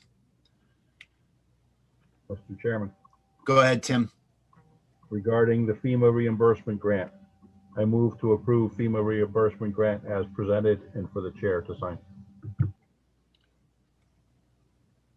Second, I have a motion and a second. Thank you, Jeff.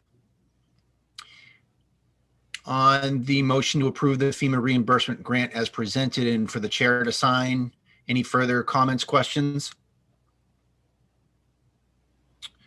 I've got nothing on the live chat. I do want to go back to a comment that Mr. made on our previous agenda item, but hearing nothing else on that motion for the FEMA reimbursement grant to be presented, approved as presented and for the chair to sign, how do you vote, Jeff? yes. Julie?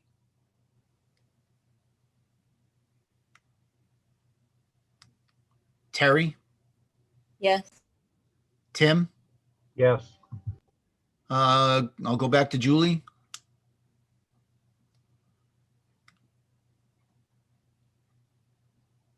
And I am a yes Yes. sorry. Okay, and Julie is a yes as well, so that's unanimous. Rich, thanks for hanging with us tonight. I'll work with Adam. We'll get this signed and back off. Either we mail it out or we'll get it back to you for action.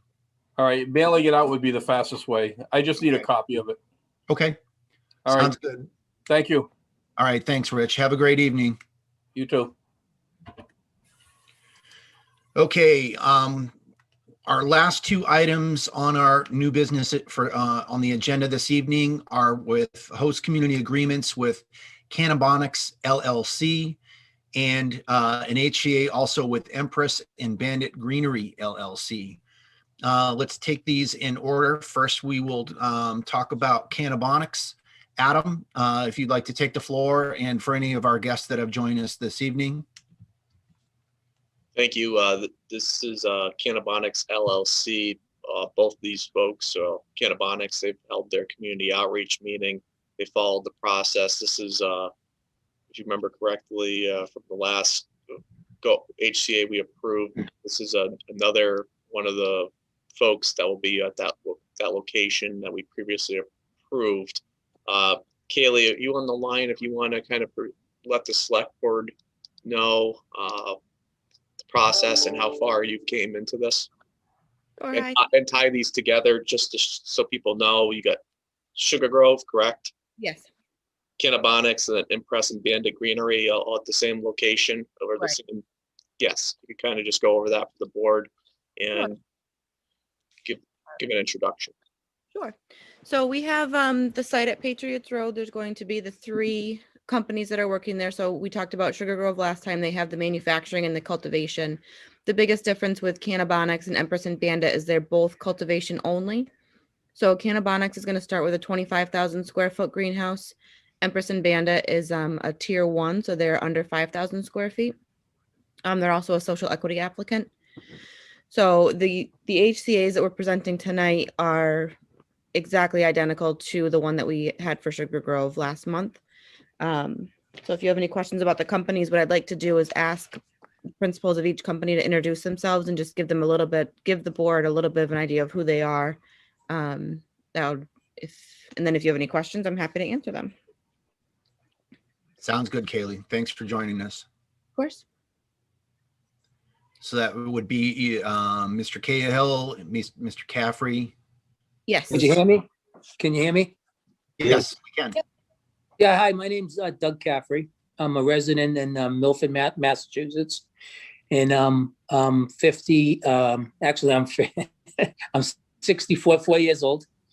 And I'm married with 4 children. And I've been a self-employed roofing contractor since 1983.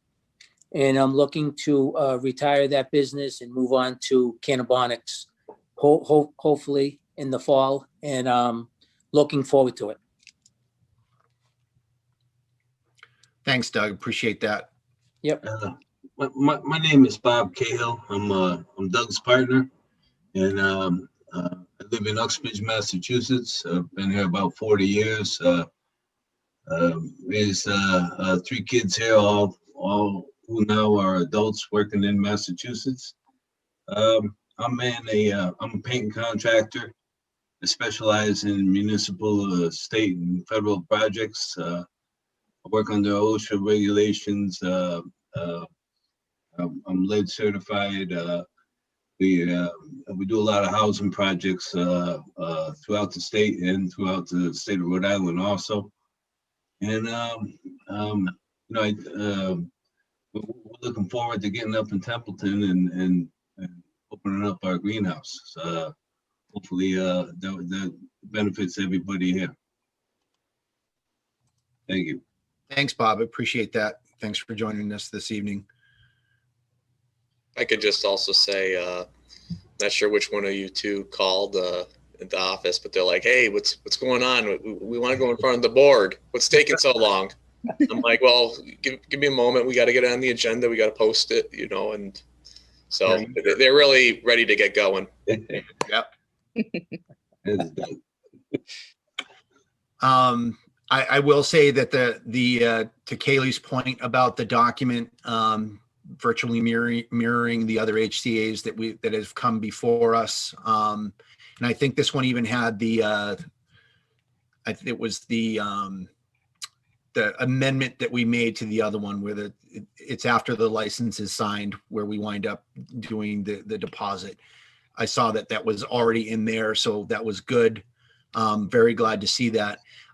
I'm happy with the HCA. The rest of the board members, you have any questions for Doug or Bob first, or Kaylee?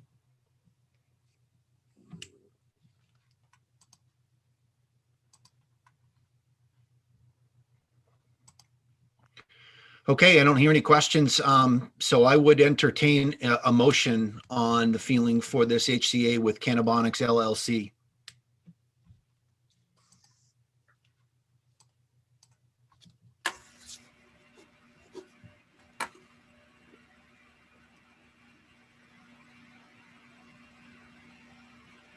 Do I hear a motion?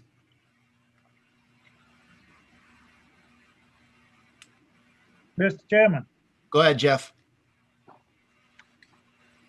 I would make a motion to approve the host community agreement with Cannabonics LLC as presented and authorize you, the chair, to sign the agreement certification form for the Cannabis Control Commission. Thank you, Second, Jeff. And I have a second. Terry, thank you very much. Any further discussion or questions on the host community agreement with Cannabonics? just curious as that drive up 495, how's that gonna be? Driving up 495 every day? I think that's going to be fine. We drive all over the state to do our work anyhow, so an hour ride's not any big deal to us. Doug, I used to make that commute from Templeton down to when the National Guard headquarters was in Milford, so I know that commute pretty well. Yeah. It depends which way you're going and what time. If you're up in further up in 495 north of that, you run into a lot of traffic. But I find once you get up past the Mass Pike and onto Route 2, you're fine. Agreed. Any other questions, comments? All right, on the motion to approve the host community agreement with Cannabonics as presented and to authorize the chair to sign the HCA certification form for the Cannabis Control Commission, how would you vote, Jeff? Yes. Julie? Yes. Terry? Yes. Tim? Yes. And I vote yes as well. Congrats, Cannabonics. Bob, Doug, thank you very much. Kaylee, for your help with that. Thank And you. Kaylee, you're staying on for Bandit, yes. Empress and Bandit Greenery. Thank you, guys. Thank you. Yeah, thank you. Good night. All right, have a good night. Yep. You too. Thank you. Okay, next one is the host community agreement for Empress and Bandit Greenery. Any preface, Kaylee, or right to? If we can go right to Jennifer and Lewis are both on the line. If they can introduce themselves, that would be great. Great. Hi, sure. Thank you. So my name is Jennifer Gaskin. I am the co-owner of Empress and Bandit Greenery. I am 44 years old, mom of 3. I reside in Worcester, Massachusetts. I professionally work in the pharmaceutical industry, which is probably the only other industry that is as highly regulated as cannabis. So I'm bringing that experience around compliance and operations into this business with my son, Louis Dennis, who is the master grower and head cultivator for Empress and Bandit. And really, our goal as a family community engaged company is really to remain authentic and bring organic, high quality cannabis products to the market for safe consumption. So we are looking to, come to Templeton and be a partner to the community and a partner to our cannabis community as well. Louis, do you want to go ahead and introduce yourself? Yep. Hi, everybody. My name's Louis. I am 26 years old. I am the co-founder of Empress and Bandit Greenery.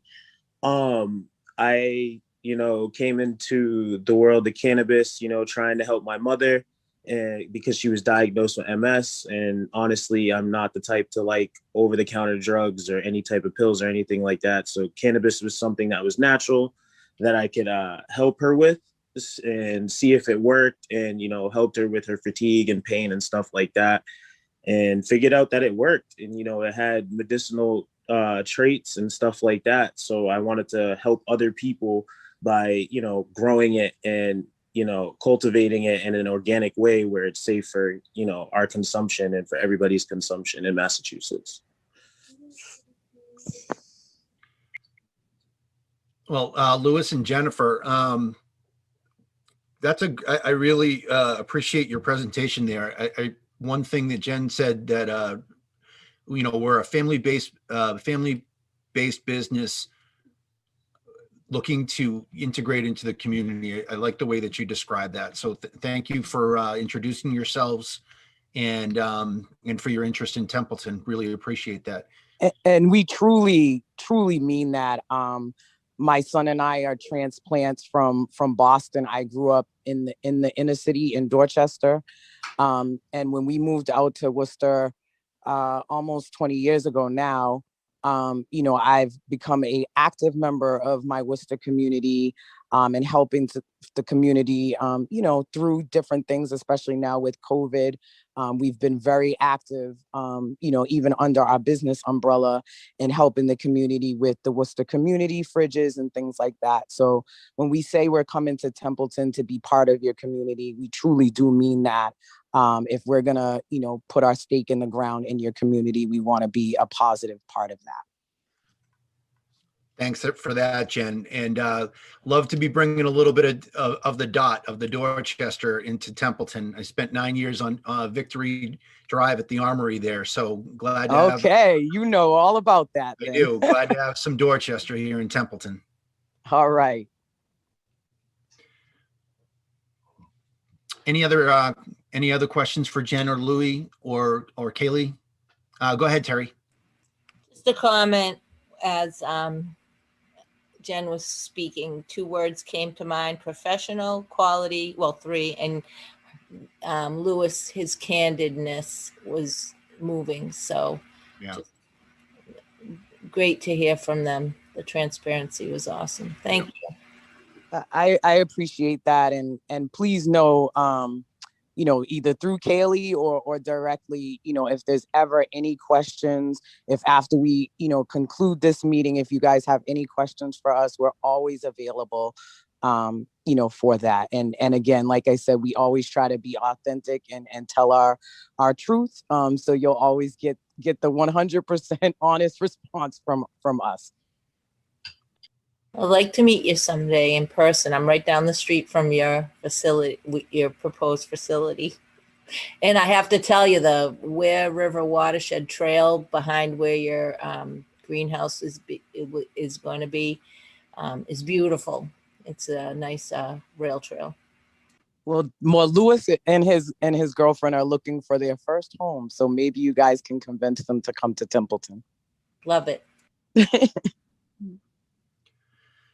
And I didn't get to the comment before Bob and Doug left, but Bob made the comment on the YouTube chat. Bob also is a member of the advisory committee. That's it's our finance committee, and he said, "Welcome to Templeton. Good fortune to you." So I believe he meant that for both of the HCA businesses this evening. Any further questions? If there are no further questions, I would entertain a motion on the HCA. Mr. Chairman, Go ahead, Terry. I move to approve the host community agreement with Empress and Bandit Greenery LLC as presented, and to authorize the chair to sign the host community agreement certification form for the Cannabis Control Commission. Second. Great. I have a motion and a second. Holly, that was Jeff. Any further questions or comment on the HHC for Empress and Bandit?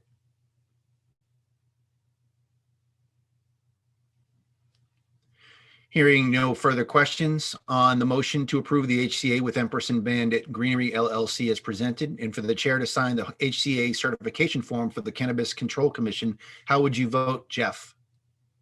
Yes. Julie? Yes. Terry? Yes. Tim? Yes. And I am a yes as well.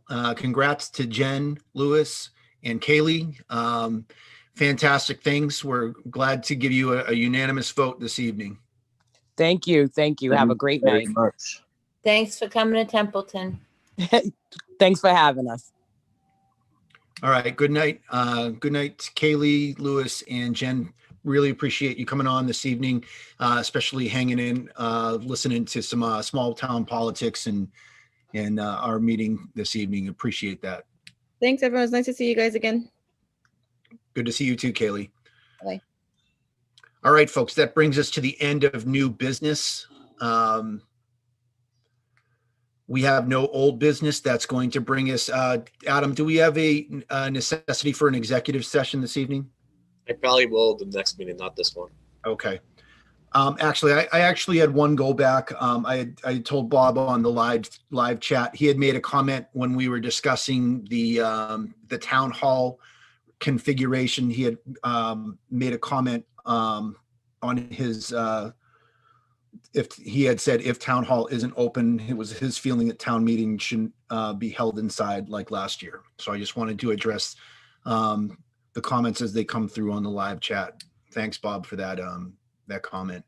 All right, so we just had board member comments. I already gave a quick during the citizen input about what's going on with COVID.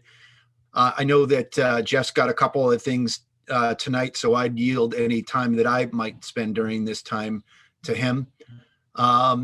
Jeff, do you want to open, or do you want to see if there are any other board member comments beforehand? I would go last if it's all right. I've got nothing. Julie, Terry, or Tim? Yes, Mr. Chair. Go ahead, Tim. Just really briefly on the COVID, and again, things are fluid and changing.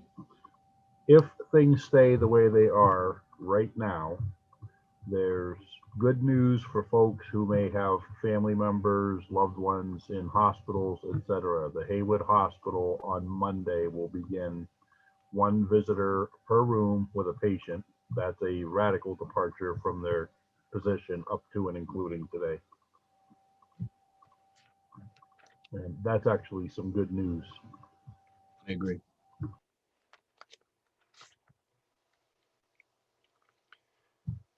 Terry or Julie? I'm all set. Thanks. Can't think All of right. Thanks, Terry.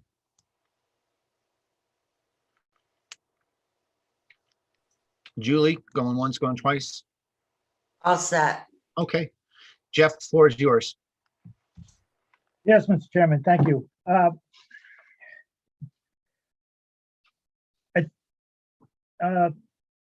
Speaking of going, whether we're going in the right direction or if we're moving along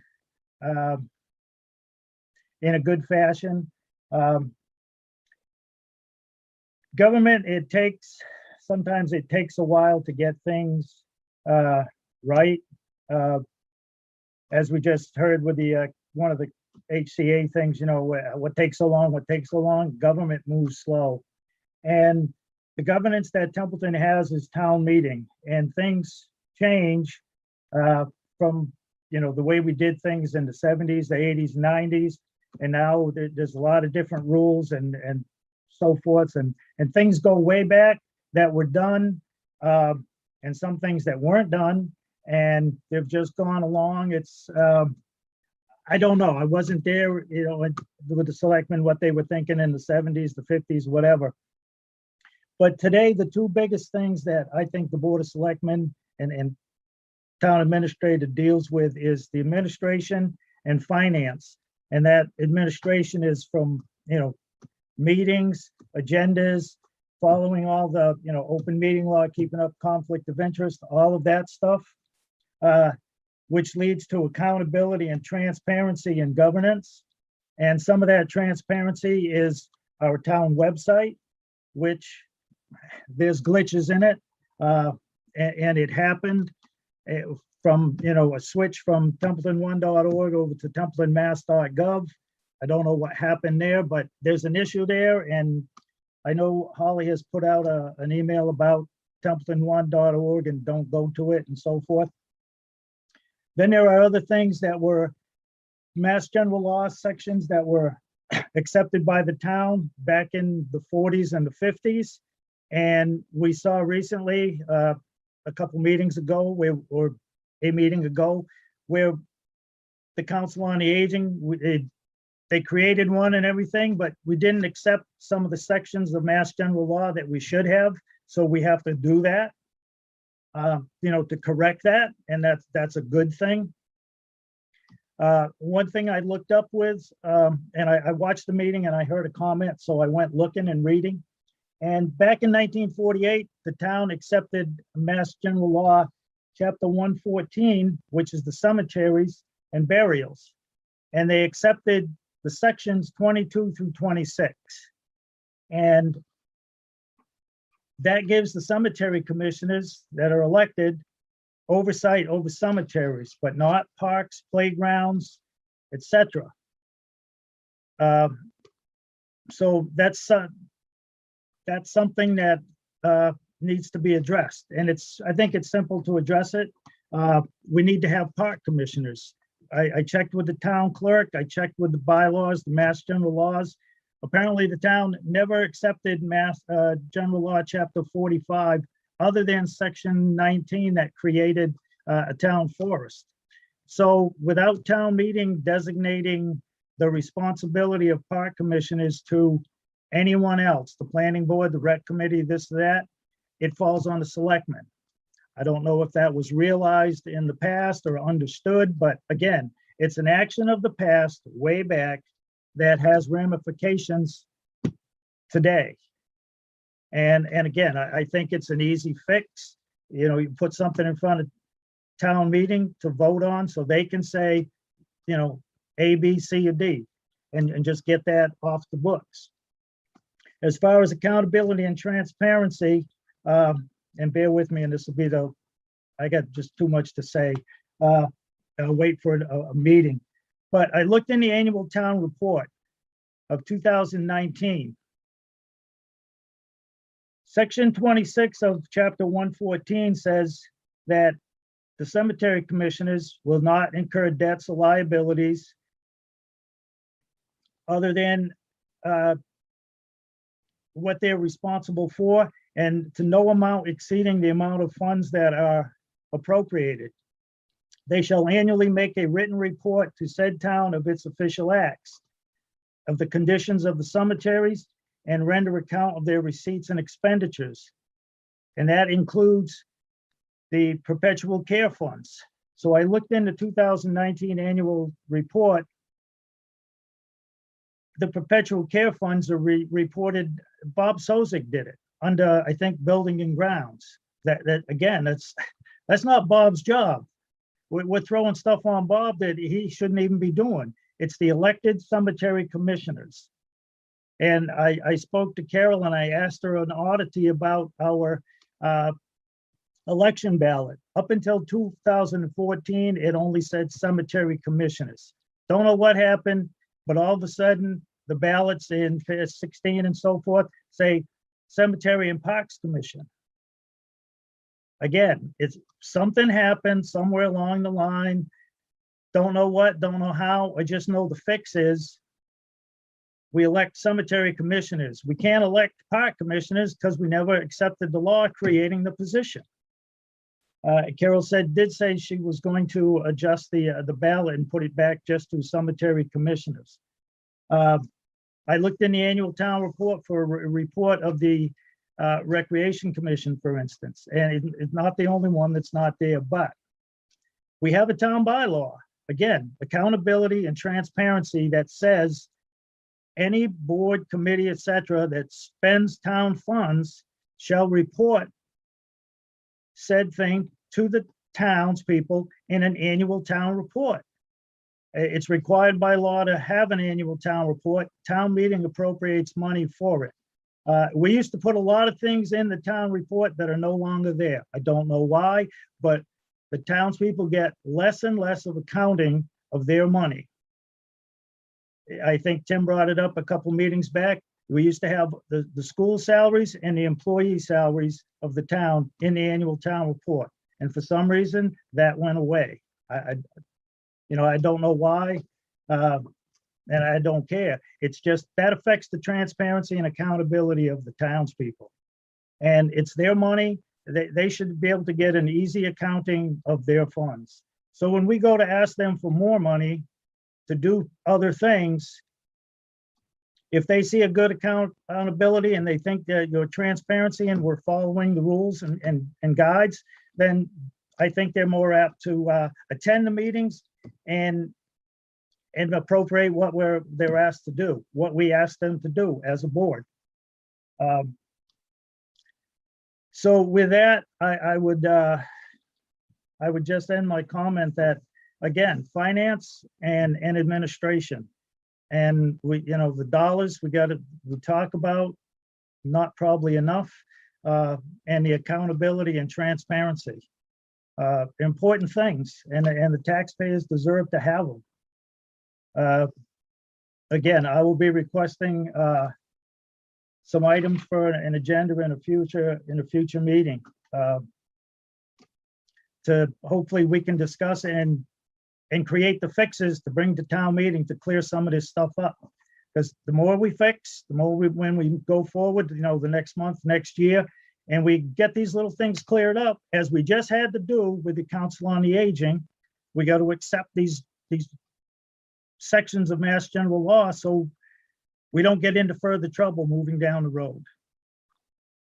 And that's all I have to say on that this evening. Thank you, Mr. Chair. Thank you, Jeff. As normal, I take pretty good notes, so I've got the notes down there.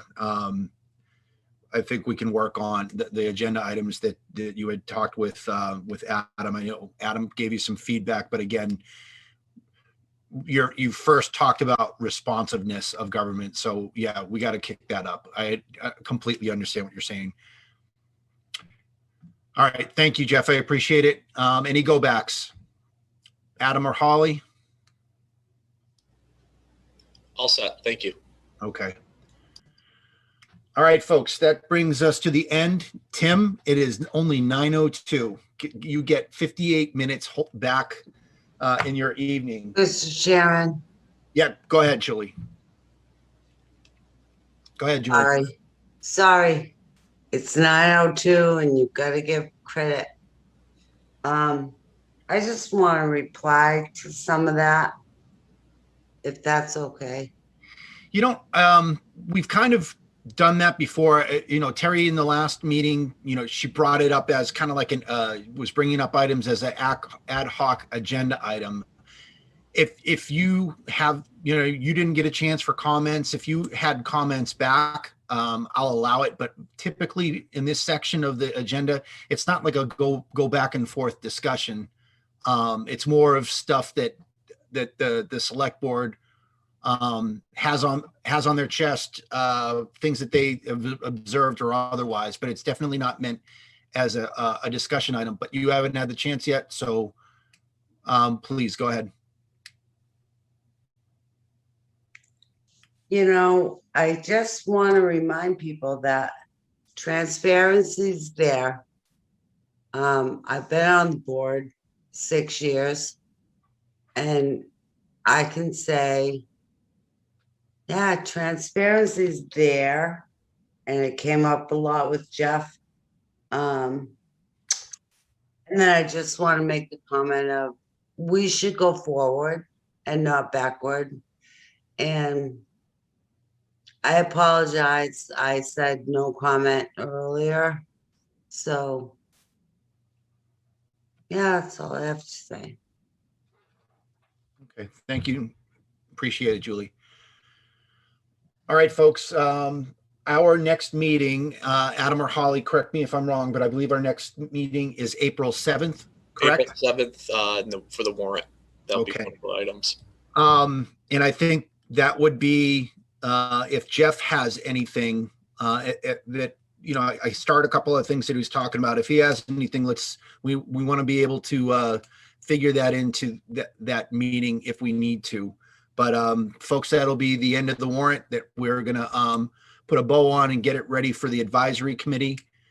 So April 7th, 6:30 PM. I have no other meeting, significant items to go through, so I would entertain a motion to adjourn. So moved. Second. A motion and a second. All those in favor of adjournment signify by saying aye. Aye. Bye. Any opposed? Hearing none, we are adjourned at 9:05 PM. Thank you, everyone. Have a great evening. Night, everybody.